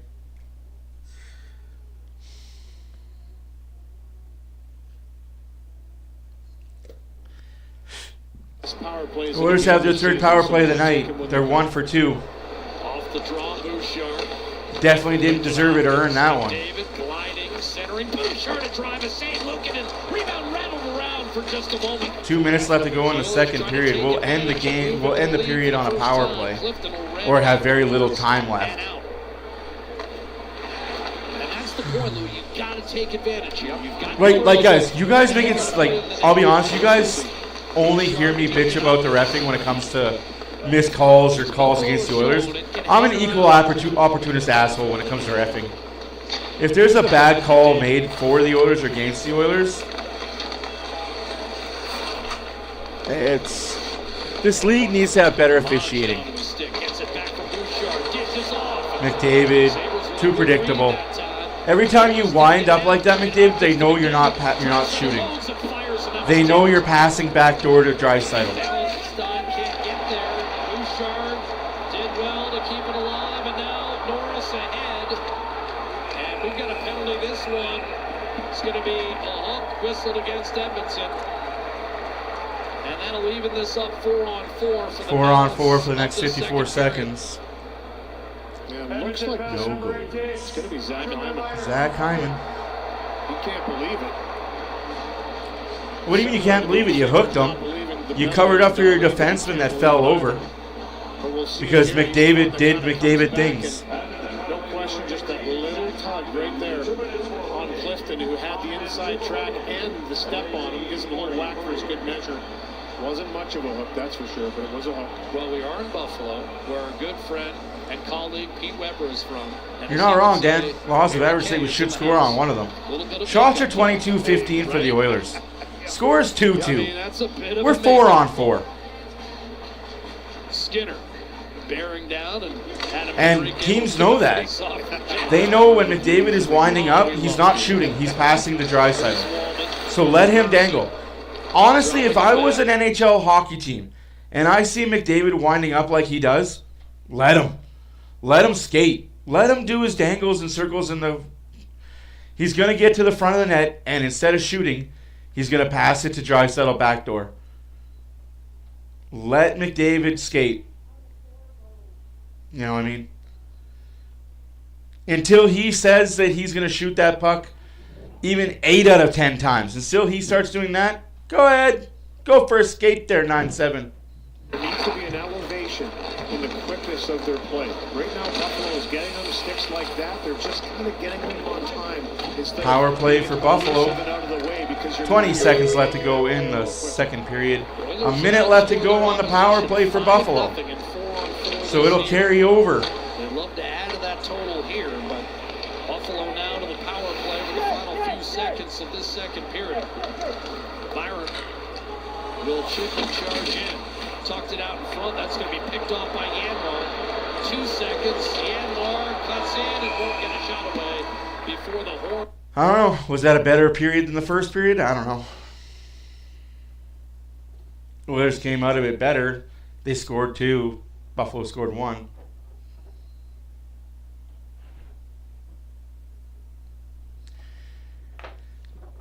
Like, I hate how predictable our power play is. I hate to even say that a midget or a AAA or a high junior team could stop the Oilers' power play.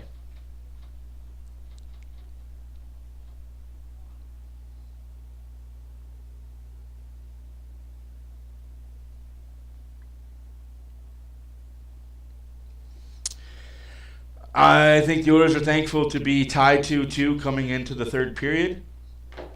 We'll see what the third period brings. They just got to start on time. Yeah, it was a period, right? Like, there was some good, there was some bad, there was some downright bowl ugliness. But I'm going to go get the baby. You guys can chill out. Well, actually, before that, let's do some out-of-town scoreboard. Let's get that out the way. Hey.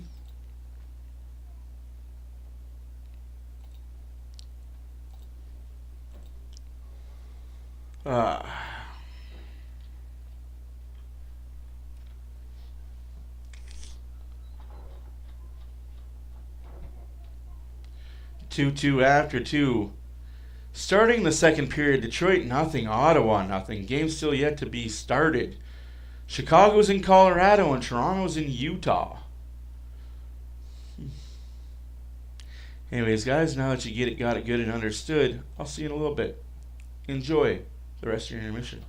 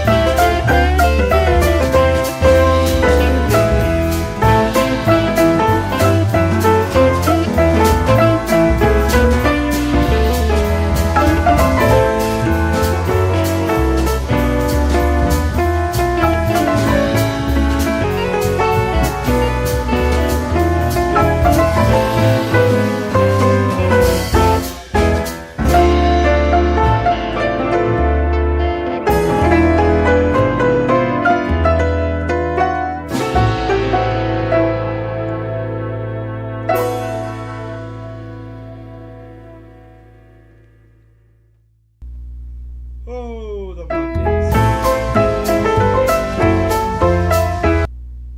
We've all got the gay set of Mondays. It's a Monday. I think the fact that it's a Monday and it's a 5 o'clock start in Edmonton, like Mountain Standard Time.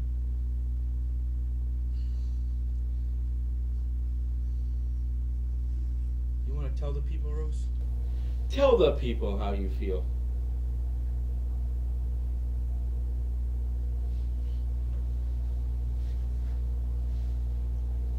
What?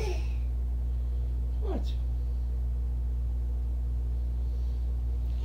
Our next game is against the New Jersey Devils. The Devils are in the details.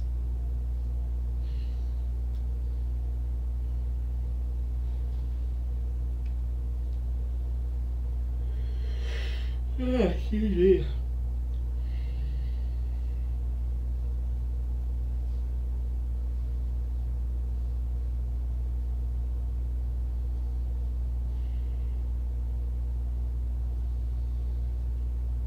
On Thursday, the New Jersey Devils. So we get a bit of a break. We get 2 days off. We get Tuesday off. We get Wednesday off. We're back Thursday, Friday, Sunday, Tuesday, Thursday. The week ahead, Devils, Rangers, Islanders, Rangers, Utah, and Winnipeg. The Utah Hockey Club. We end the month on a nice little 4-game homestand. 5-game homestand. Utah, Winnipeg, Seattle, Dallas.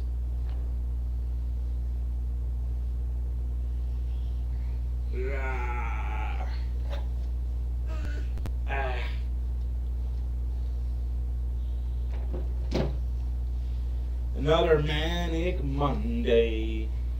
Not such a fun day.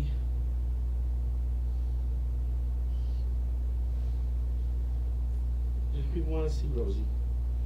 Nobody came to see me. They all came to see you. Yeah, ba ba ba ba. Ba ba ba ba. Ba ba ba. Ba ba ba ba.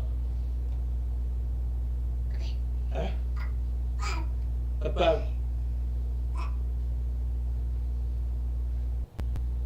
Who's a bug? A bug? A bug? A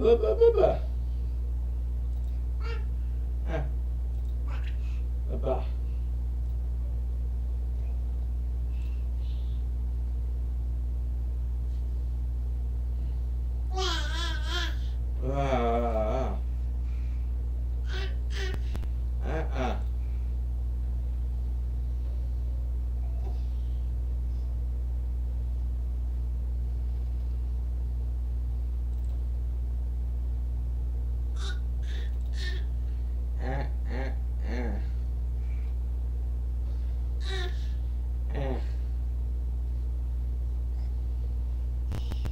Let's see what's going on with the Xbox app.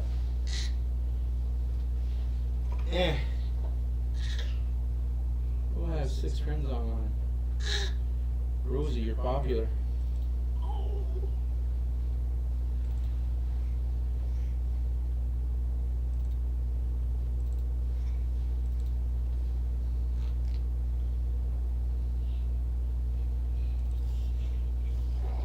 Rosie, you're popular. You have friends. Yeah. Yeah. Ah.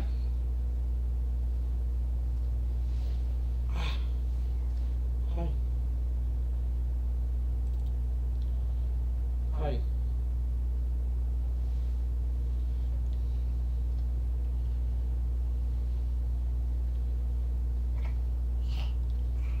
Hey, that's my hat, yo. Hi. Is that what you wanted to be turned around? Ow!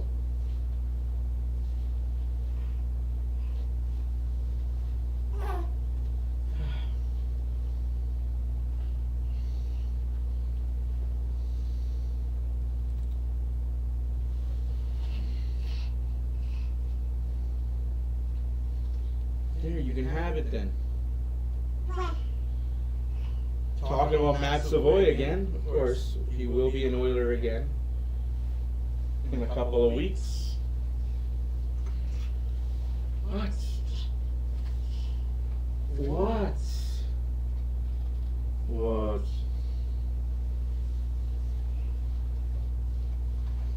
What? What is wrong with you?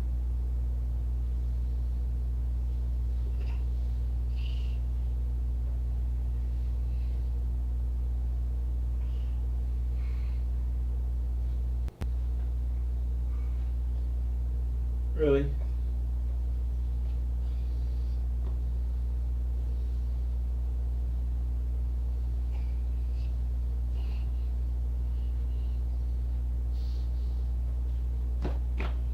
Well, now you went and did it.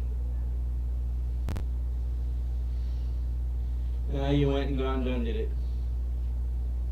Yeah. If the Oilers can score the third goal before Buffalo scores the third goal, this game is kind of going to be a wash.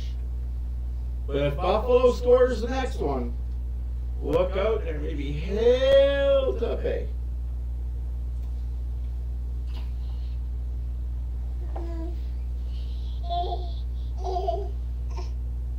There.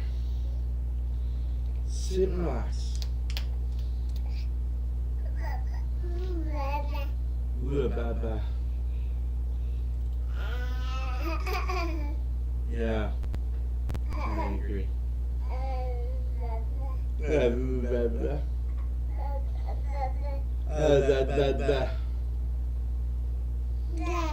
Ba. Ba. Really? Says who? Says who? Who says all that? Who telling stories? Who telling stories? You? Yeah. Yeah. Okay. I tell stories. Okay.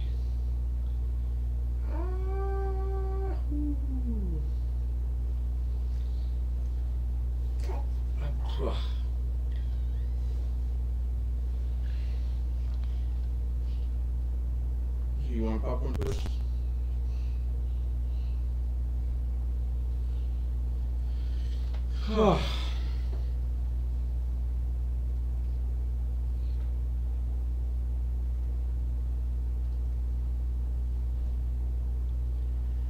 This third period can't start fast enough. Can't start fast enough, can't finish fast enough, right?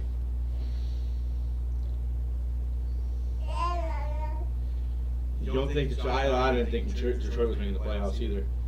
That's why I had who I had. Y'all remember who I had. Of course you do, because I'll remind you.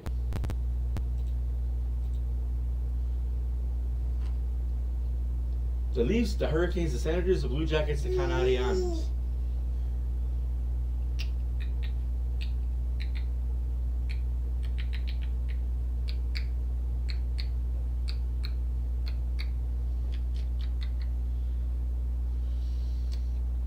Let's give it up for Joe Hendry.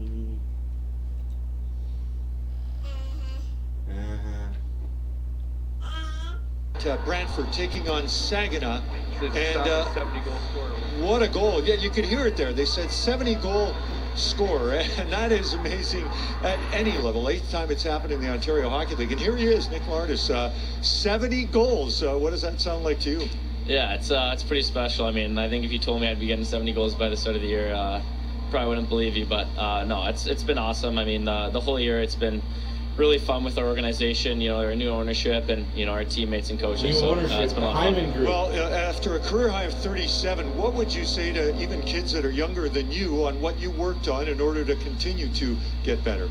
Yeah, I think just having fun, enjoying the process. I think just a big thing is just consistency. I think just even in the summer, you know, making sure I was really working on my goal scoring ability and, you know, my weaknesses of the game, just making sure I was, you know, putting the time and effort to, you know, have a lot of confidence this year. So, yeah. No, you're not the only one here. In fact, the entire team is here. So what's it like to go on a bit of a road trip to watch the Oilers take on the Sabres for your club? Yeah, it's awesome. I mean, two really good teams, you know, really offensive. It's fun to, you know, watch top players in the world and, you know, obviously watch our new owner too, Zach Hyman. So it's awesome. Okay, speaking of Zach Hyman, he said this morning when we were talking that he had sent you a text. So awesome. What's it like to get a text from a guy who you've outscored because he had 54 I last love season? that he showed How much up. do you appreciate that? Yeah, it's awesome. I mean, Zach's such a special player and such a great guy to all of us. It's really cool, obviously, the text that he's been sending me. Everybody. You know, he sent me one too, and I think I reached, you know, 52 as well. So it's awesome. And he's such a great player and a great role model for all of us. So it's awesome. You come bearing gifts, right?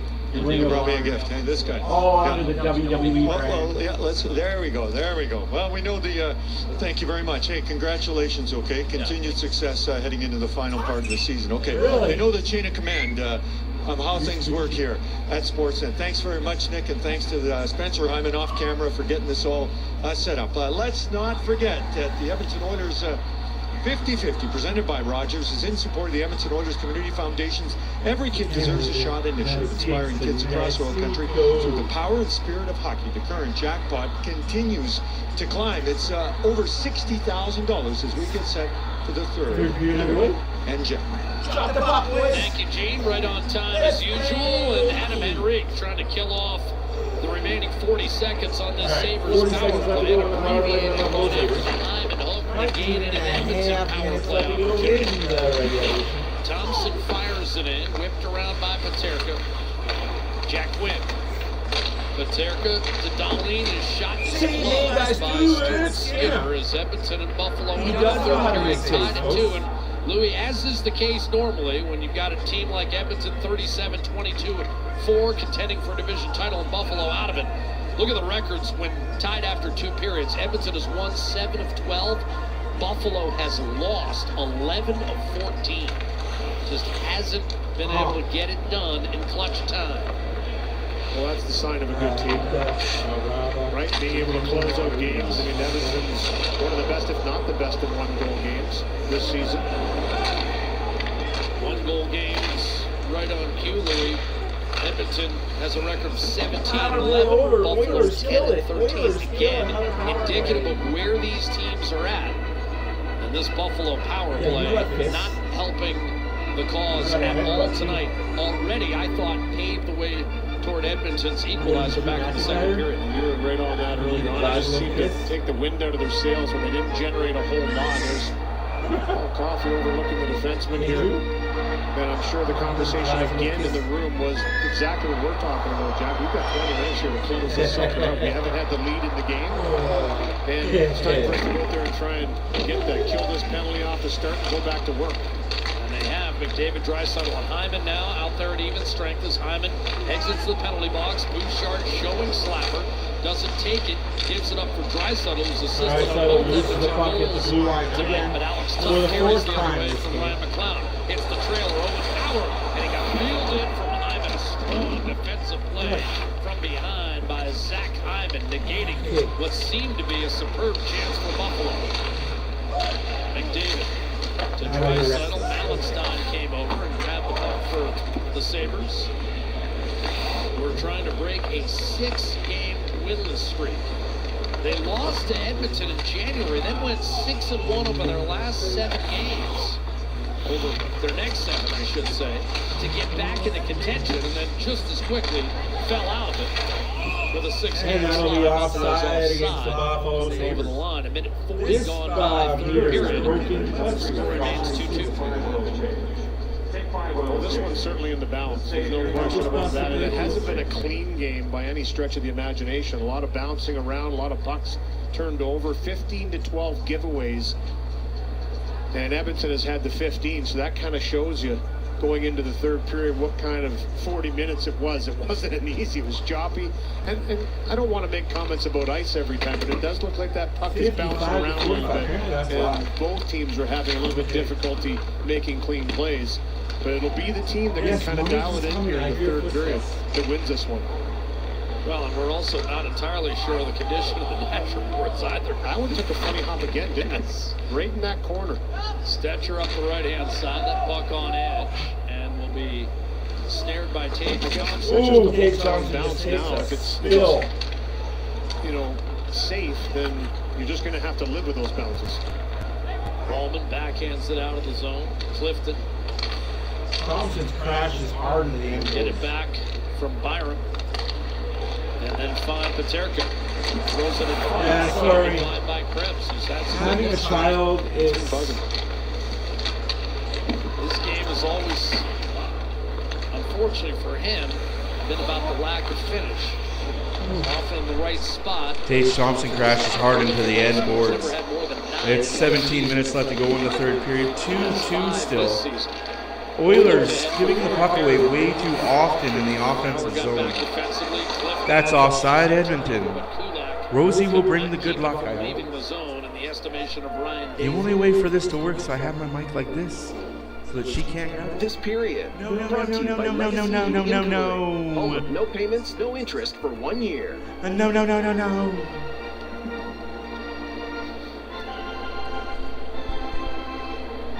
Tage Thompson got things started with that wicked wrister, follow up the rebound for his Wicked 32nd. wrister The Sabres have had the lead twice in this game. As we've been talking about, they're the ones that have been able to find that first goal. And tied once again heading into this period. So you got the feeling this might be a mucker goal that wins this one. No. Kulak to Pod Colson passes to trying to us. snap out of a 19-game funk shot from distance. Blue So the Oilers forwards do not have a goal this game. And then Colson could not find Draisaitl. Swept out. Norris trying to reach that puck in front and buried it. 3-2 Buffalo. Second of the night. And Buffalo back in front 3-2. That's 33 for Tage Thompson.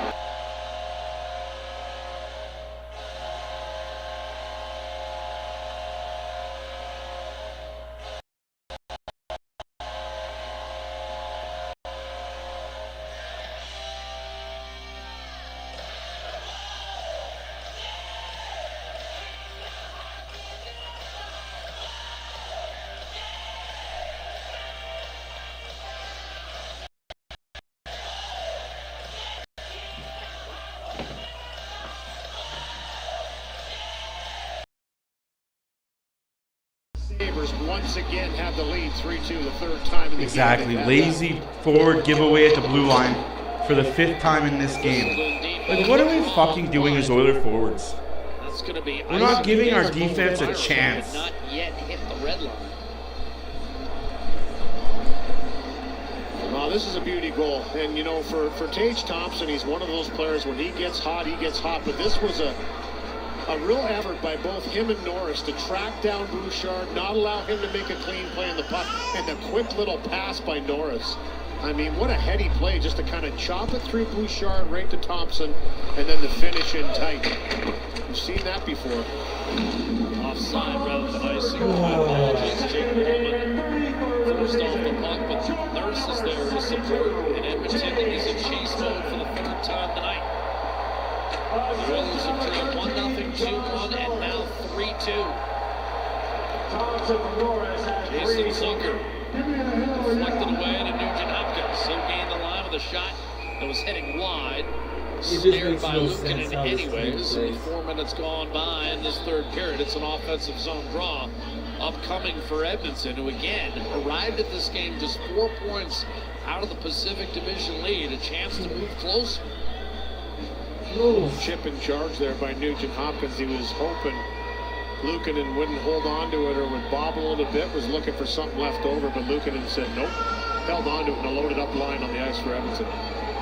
Vegas idle tonight, having lost at home last night to LA. Draisaitl wins the faceoff, shot sent wide from Stetcher.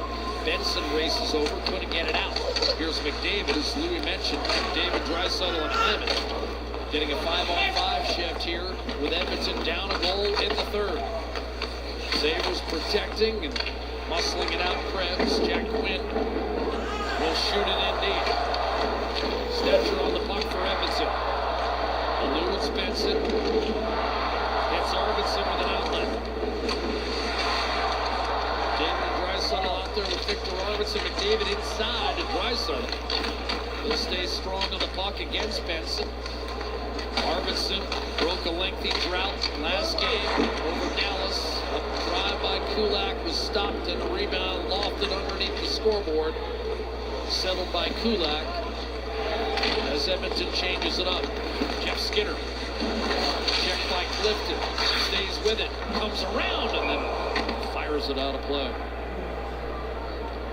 Just a bit outside. Power move though by Skinner in a building. He scored a lot of goals in his career.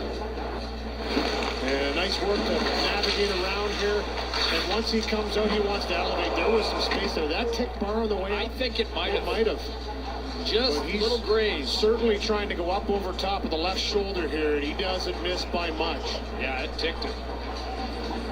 Jeff Skinner has 12 goals in 25 games against the Sabres. Of course, those goals -1, where he scored against Buffalo back on January the 25th, came as a member of the Carolina Hurricanes, for whom he spent the first 8 years of his career. Lukin able to snatch off the face-off, and will do it again to his left. Ryan McLeod taking the draw for Edmonton, or for Buffalo, rather, against Victor Arvidsson on his strong side.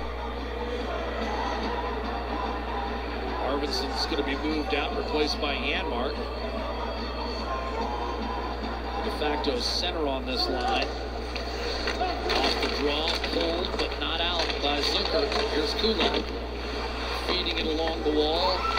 Janmark to Bouchard. Skinner a shot. Sailed wide, and Buffalo able to get it out. Tuck ring wide to Zucker. Played back to Tuck, who slugs it across the line. Bouchard able to gain possession. A lot of time left. The Sabres now in front with 14.5 to go. Bouchard, a dart down the middle, played by Luukkonen. Doesn't like what he sees in front of him, and will cover it. Play Alberta has over 400 casino games to discover. New players start with 100 free spins. Well, with opening day fast approaching, the Jays look to fine-tune their game Yeah, on the probably. diamond against the Twins. Spring training baseball tomorrow on Sportsnet. One of these days, Louis, to work out. I don't understand how South Florida. I'll get you to a ball. the Oilers play these teams. It's not that they're taking them lightly, it's just, I don't know. Walnut. One thing is, it's a little warm. We'll have to find a way to get the polar bear in the shade. Here's Draisaitl. We're going to see Draisaitl, McDavid, Hyman 5-on-5 rest of the way here, partner. Yeah, down by a goal, 14 minutes left. I think for Chris Knobloch, he knows. Let me say this, the Oilers forwards have done nothing. The Oilers have done nothing as far as forwards.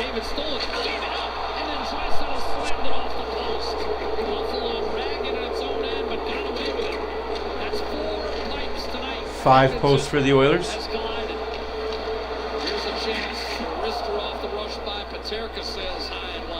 That's not true.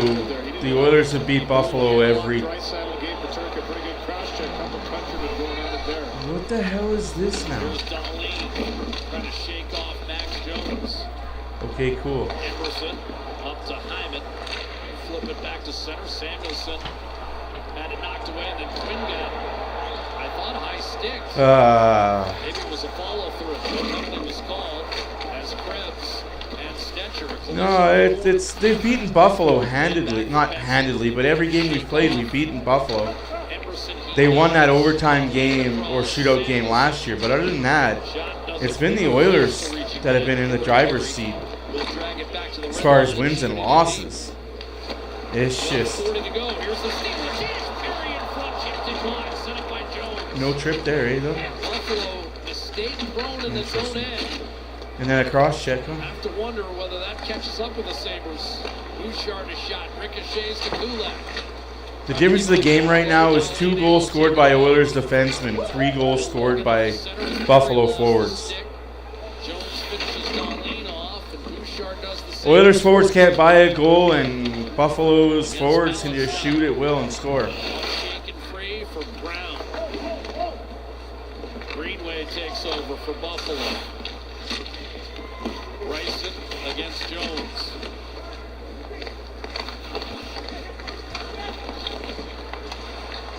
Bryson will shoot, save Skinner, rebound. Bounced in front for a moment, that turned into a dangerous play. From an Edmonton perspective, Nugent Hopkins tries to clear, can't get it done. Now it's Bull Byron through one man, then lost the handle as Kulak challenged it. Tried to center, and Jones with the steal. And the clear to Connor Brown. He'll rush it up the right-hand side. Bryson and Brown engaged. Brown serves it up for 11 minutes left to go in the third period. 3-2 Buffalo.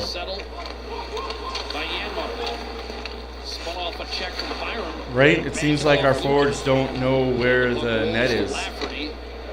If we were playing post, damn, we'd be winning this game easy. Shots are 25-18 for the Edmonton Oilers. Scores 3-2 Buffalo. 10.5 left to go in the third period. Oilers got to get lucky here. Skinner cross-checked.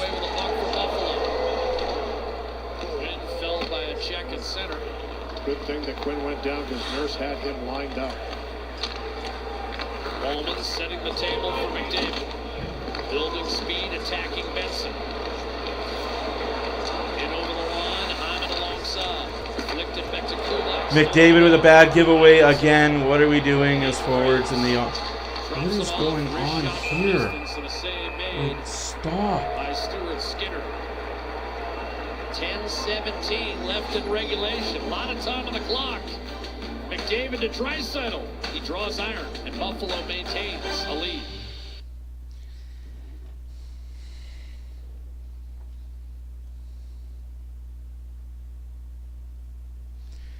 No, it's exactly that. But you can't really say that, good night, Munchie, because it's not really 5v. It's not 5v5 in the last 10.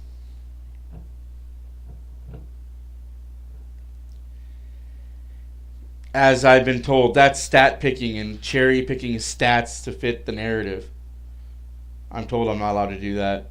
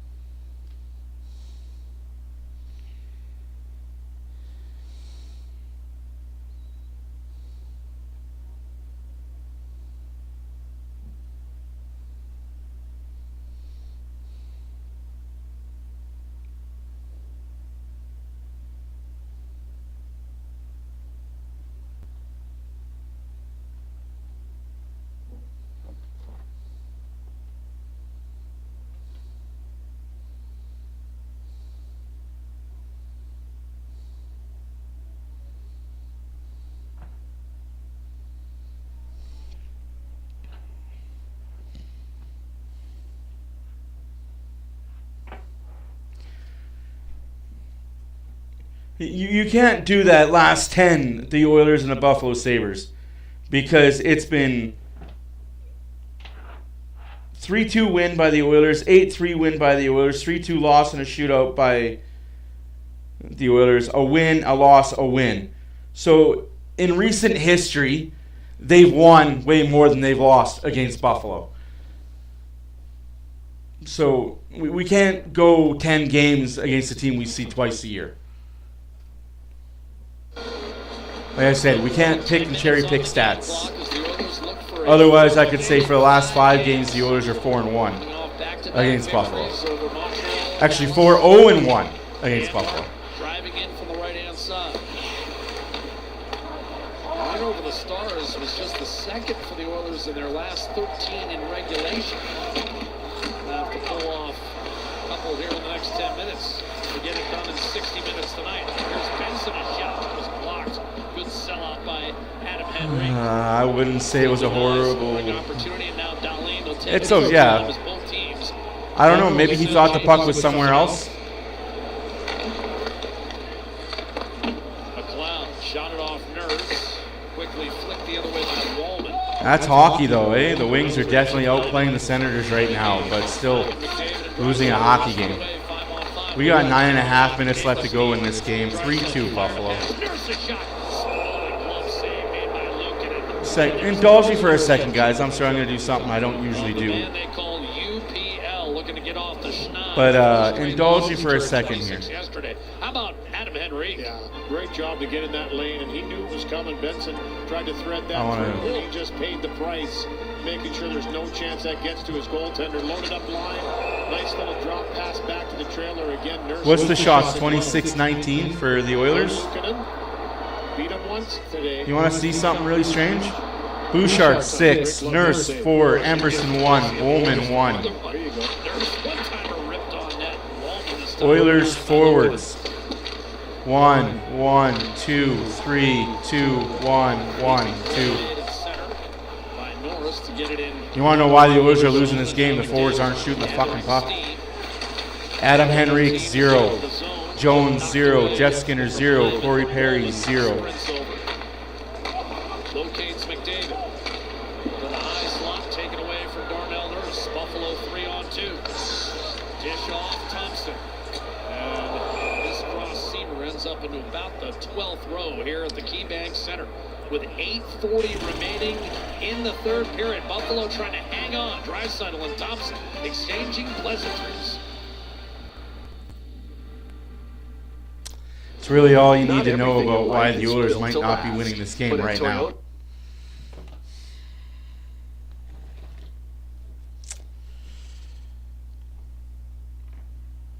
I don't understand it. How do you have such a high-powered offense but nobody likes to shoot the puck? You're not going to win games by passing the puck in the net.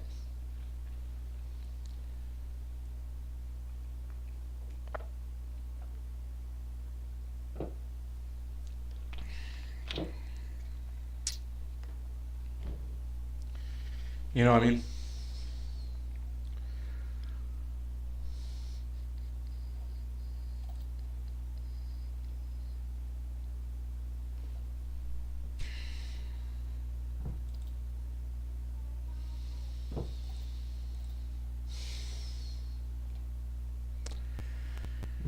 So far, it's back and forth and stinkeritis.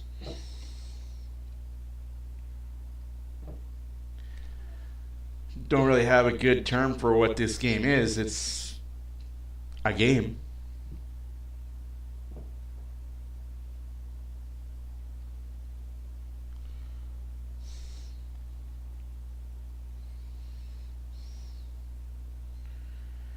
Again, Colorado does what Colorado does.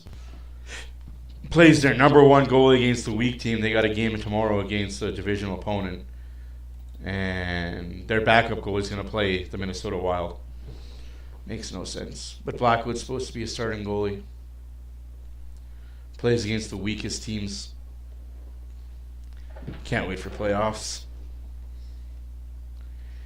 I cannot wait for the playoffs to start, guys. I think is the key here. Get a puck in deep, spend a little more time, maybe try and drag the puck a little bit more to wait for that opportunity. 8.5 minutes left to go in the third period. Buffalo's okay with playing the stupid game. Buffalo's kind of closed it off on them, but have to work to get those chances in tight. I just think the high-risk passes have to go out the window because Buffalo's got it tonight. They're picking them off. Skinner a change of pace and a shot off the rush that's handled by Lukin. And I think Buffalo has shown some vulnerability when Edmonton does start ragging the puck down low. Yep. Janmark to Bouchard. His stick explodes on him, and it's a 2-on-2, but Bouchard has no stick. Here's Quinn challenging Bouchard, trying to center him. And the stick was lifted on Zach Benson. Skinner up to Connor Brown, looking for Adam Henrique. And he'll wind it around. 7:45 remaining. Buffalo took the lead early in this third period on Tage Thompson's second goal of the night. Sabres hang on for almost 17 minutes. It has not been their strength all year long in terms of holding leads. A shot off the rush and a save on Zucker by Stuart Skinner, his 17th. Wondering about Ozempic? Just ask your doctor.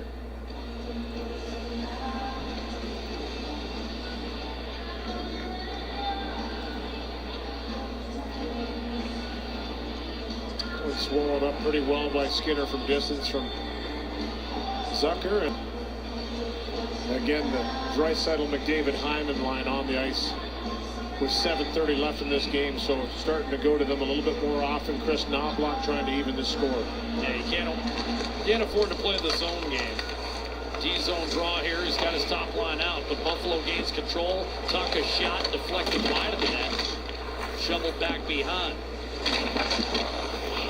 Sabres have dropped 6 in a row. Tucker shot and a glove save, flashing out. I think Skinner picked that one up late and was able to get the leather on it.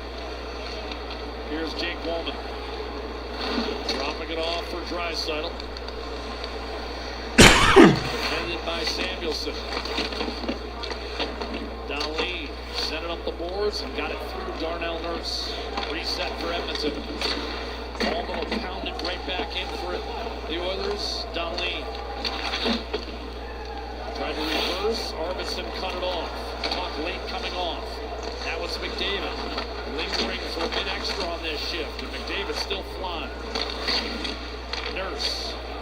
Kulak slap pass in front. Deflected away from Arvidsson.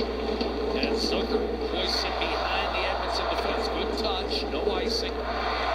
Kulak will grab it as Edmonton changes it up. Kulak gaining the line. Dropping it off in tight. Arvidsson a shot and a block. Sabres with a chance to clear. It's finally flipped back to the red line. Sorry, everybody. My computer's doing some really weird stuff right now. I'm trying to fix it. Janmark has had some jump tonight. 3-2 Buffalo. 6 minutes left to go in the third period. Shots are now 27-21 for the Oilers. You honestly cannot make this effort out. Let's hopefully that fixed the problem that I was having. As you see,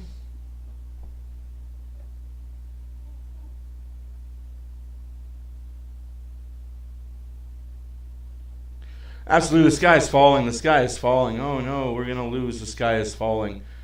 The sky is not falling. It's a game in February, now March, I guess. Hopefully that fixed my situation. Oh, completely fix it. Oh no, we got to score. We got 5 minutes left. A goal is needed, and a goal is needed by a forward. 5:53 to play in the third. Skinner, Perry, and the Oilers looking for that equalizer against UPL. Oilers, Devils, Thursday on Sportsnet. With $1 million score and win, Save On Foods is giving you extra. You're not wrong. It seems like Skinner is the only forward playing for the Oilers that wants to shoot the puck. And that's not good. When you got guys like Draisaitl, you got guys like McDavid, Hyman, Hopkins, pure goal scorers, and none of them are shooting the puck. We got bigger things to worry about than goaltending.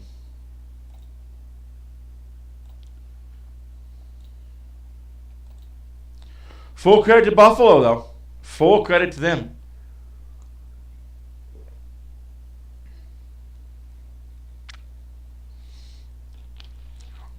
Wouldn't it be a thing if Skinner got the game-tying goal? We go into overtime, win it in overtime. Everybody goes to Jeff Skinner instead of Stuart Skinner.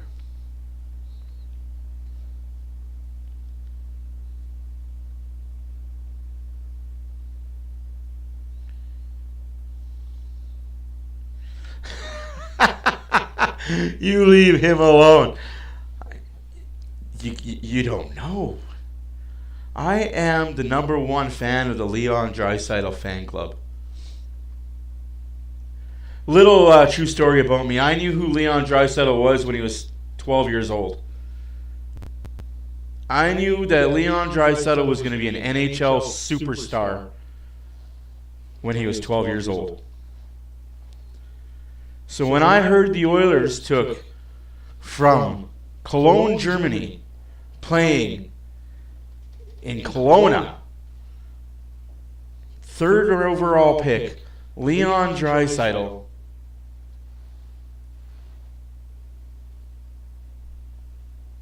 my heart grew 3 sizes that day. That was a beauty move to finish that one off, and that's still the go-ahead goal with 5:50 on the clock. My heart grew 3 sizes that day when I heard it was the Oilers picking up Draisaitl. David draws the hooking call. Here's a shot by Wallman that ricochets out to Bouchard. Corey Perry, the extra skater. Power play coming up for the Oilers. The Draisaitl delayed penalty against. This one was earned. McDavid would not let that stick go when he draws the hook. And now as the Sabres 5.5 left to go in the game. This is the game right here, folks. The Oilers will get a power play for the 4th This is time it. tonight and a chance to tie it up. And I think Oilers have to have a shot mentality. Oilers' 4th power play. You better shoot, you better score, you better tie this game on it. Otherwise, we're going to New Jersey down in the dumps, not feeling good about ourselves or about our game. On the stick, and that's the important thing. He never changes his grip off the stick, so therefore, it's No, not absolutely. Like I was ecstatic when I heard that Leon was going to be an Oiler. I follow a lot of German hockey. If you guys don't know that about me, I'm very much That's not a matchup that works in Buffalo's favor. Dell League aficionado. Samuelson as a player is a good team leader, obviously wears an A, but foot speed, no contest. McDavid against Ryan McLeod. And wins the draw back to Evan. That's awesome. It's loading up. McDavid. Going down was Clifton centering. Nugent Hopkins shot, and that was blocked. The Buffalo Sabres aren't even looking at the puck. McDavid They just moves it for Leon Draisaitl. Bouchard scored a power play goal early. minute and a half left to go in the power play. 5 minutes left to go in the third period. McDavid circling, McDavid circling. No shot, no shot. Showing one time. Draisaitl takes the shot to save. Look at it. And he goes all the way back in the trap as he went to cover. McDavid circling, finds Draisaitl. Draisaitl shoots. No, I don't follow the fake NBA. McDavid just trying to find that seam. He does there. Great block by Clifton on that attempted shot by Nugent Hopkins. Renegade, that wouldn't have been a bad pick either for the Oilers. Right on net, and Luukkonen was there to read it and said, I'm holding on to this one to get a whistle. And they lose a face-off. Puck goes down the ice. The luxury of a length of the ice clear. Drains the power play clock down to 1:15. Oh, this team. Oilers, massive opportunity to tie it up for the 3rd time tonight. Bouchard tries to center, and he had to get it airborne when Clifton went down. Sabres 2-on-1, Buffalo Sabres shorthanded. What a save by Stuart Skinner. 2-on-1, shorthanded Buffalo. You've got the 3 best players in the NHL. Still lots of time with this power play, and the top unit's not going anywhere. McDavid threw it across for Nugent Hopkins. Running out of time quickly. Just 1 goal in his last 14 for Ryan. Hopkins has 1 goal in 14 games, and it was an empty netter. Across to McDavid, right around one man, to the net. Looking. Dishing off. Bouchard faking the one-timer. Draisaitl stepping in front of him. Luukkonen point blank on Nugent Hopkins, and here comes Ryan McLeod for Buffalo. He'll rag it deep into the zone. Power play over. Getting around his good friend Evan Bouchard, then reversing. Jumping up on the play, Alex Tuch shorthanded. Tuch denied moments ago. Kicks it all the way back. Clifton knows Perry's on him. Power play is over. Sabres kill it off. Now the Oilers have 3:20 left. Perry to Jake Wallman. Found the puck in his skates, let one fly, deflected wide. Perry, Nurse's shot denied. Luukkonen got across just in time. He's got no stick though. Here's Nurse. Down low, out of the reach of Adam Henry. No stick for Lukin. Buffalo needs a clear. Perry in front. Dipped. Chance to clear, and it's achieved by Samuelson. They'll wave off icing. Arvidsson gathers with 2:50 remaining. One more shift, and then you'll see Skinner pull. Yeah, Sabres are a scrappy team. Lane will send it off the boards. Chasing it, knocking it away from the lunging Benson was Kulak. That was well played. Man went down the corner. Edmonton has some numbers coming the other way. Arvidsson wedges it in deep. Dahlin over to Benson. And on to Byron. No play keep away. As Buffalo looks to drain some clock. Yeah, but I heard she was going to Europe. Was a little lackadaisical in terms of clearing. Skinner made a pace-setting pass. Janmark misses a tip. 2:10 remaining as Buffalo this 2 minutes left to go in the third period. Greg's got away with it. Now dishes off. Wrist shot off the rush. Kicked out by Skinner. Invisible for the most part. If I'm being honest with you, I barely noticed he's on the ice. Empty net for the Oilers, 6 on 5. 3-2 hockey game for Buffalo. McDavid to Bouchard. Across to the on-rushing Zach Hyman. Forced down to the ice. Dahlin able to cut off. He fanned. Dahlin had an opening and fanned on it. Still was able to clear back to center.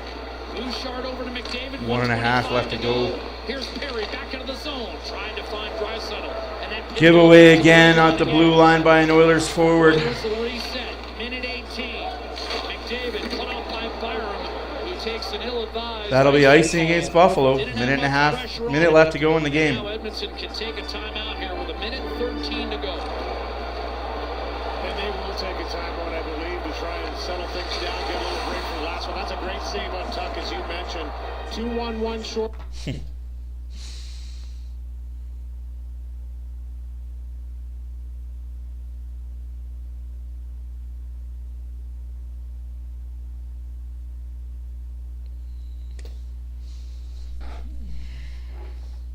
Against Ryan McLeod.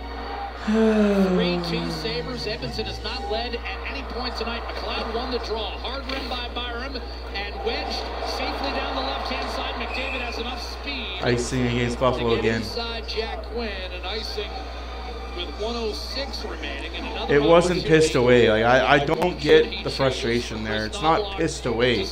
It's not like the Oilers came to Buffalo and put up a fucking stinker. Honestly, it's not like Buffalo took the boots to the Oilers. Exact opposite. They hit 5 posts. They gave the puck away 5 times at the blue line. Over to Draisaitl. Flashed it back behind the net, out of the reach of Corey Perry. McDavid in the corner, trying to center. Stuffed by Samuelson. They got 2 goals from defensemen. 45 seconds remaining. Sabres a 1-goal lead. Another giveaway. And that's all. Bouchard against Paterka will get it to Draisaitl, who steps back in onside. Pass tipped. Sabres had a chance to get it out and didn't get it done. Hopkins gives the puck away. Put the puck on Hopkins' stick, and he'll give it away. One last change for the Sabres. It's McDavid with 15 seconds. Loading, centering for Draisaitl. Shot saved. Rebound, still loose. Chucked wide. Draisaitl threw it in front. Bouchard 10-second shoots and has it blocked. McLeod will ship it off the boards. Quinn with the net empty. Will backhand it toward the net. It's tipped wide, but it doesn't matter. Buffalo has hung on for a 3-2 victory.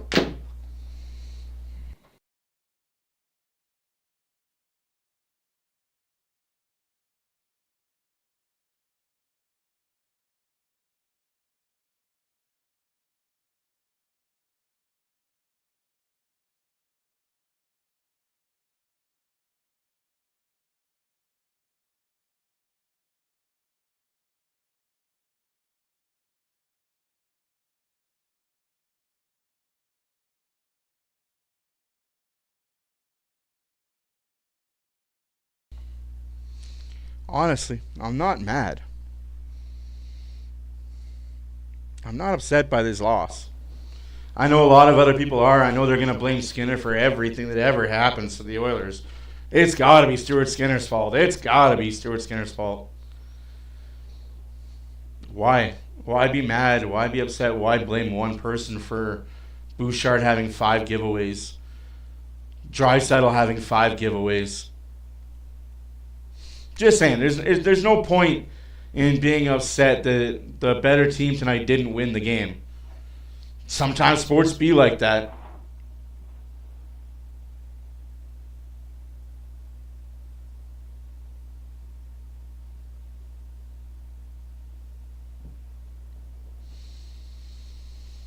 If you want to win a hockey game, your forwards need to score a goal.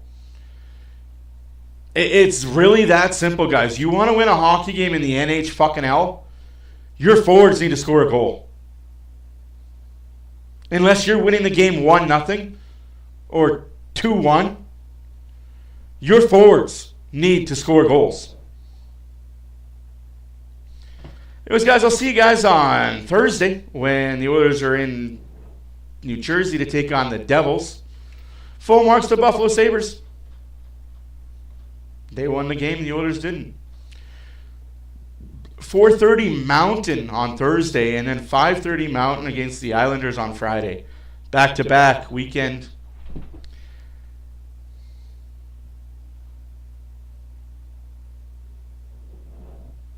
Why do Vancouver Canucks fans speak so high about a team that... Like, Ryan, are you really that guy that has his fucking head so far up his ass he doesn't know when to chew and when to swallow? It's just fucking retards like you that make my day so happy. Have fun, Ryan. Enjoy your stupidity. Talk your shit. Nobody will ever see it.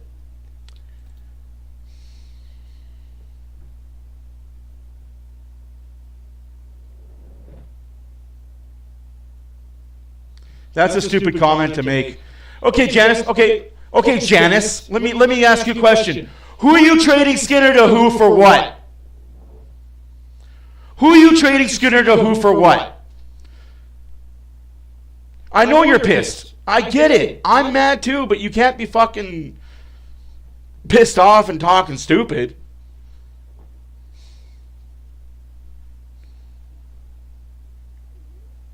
Like, honestly, guys, like, it sucks that this Oiler team has such high highs, but then they got such low lows. I cannot wait for playoffs and this team to finally just get out of the stupid funk that they're in.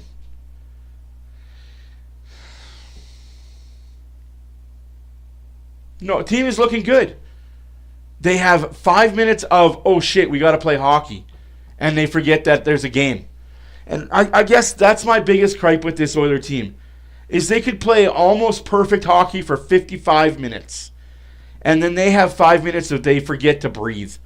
They forget what skate goes on what foot. They forget to stride. They forget. It's almost like there's a glitch in the matrix in their brains. It's like, oh, wait, I'm playing hockey. I'm a professional hockey player playing in the NHL. Honestly, this team could play perfect for 59 minutes and have 1 minute of brain fart. But it is the biggest and worst brain fart that any team has ever seen. On to the next one. Oilers let this one get away for sure.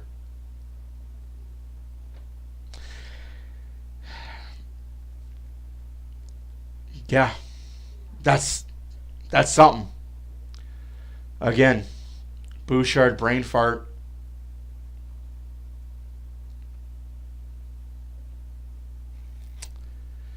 I want to see Arvidsson bench next game, and I want to see Jeff Skinner in the lineup more often.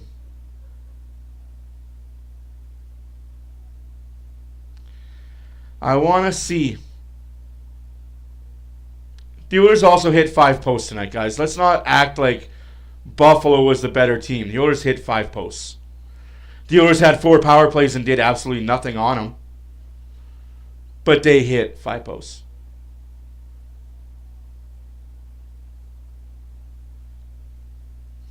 That's exactly it. Every time there's a mistake, it ends up in the back of the Oilers' net.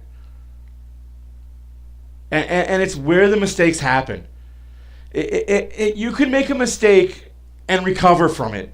But when you make a mistake that's 2 inches from your goal line or 2 feet from a blue line, those are mistakes that just you can't recover from. And those are mistakes the Oilers players make.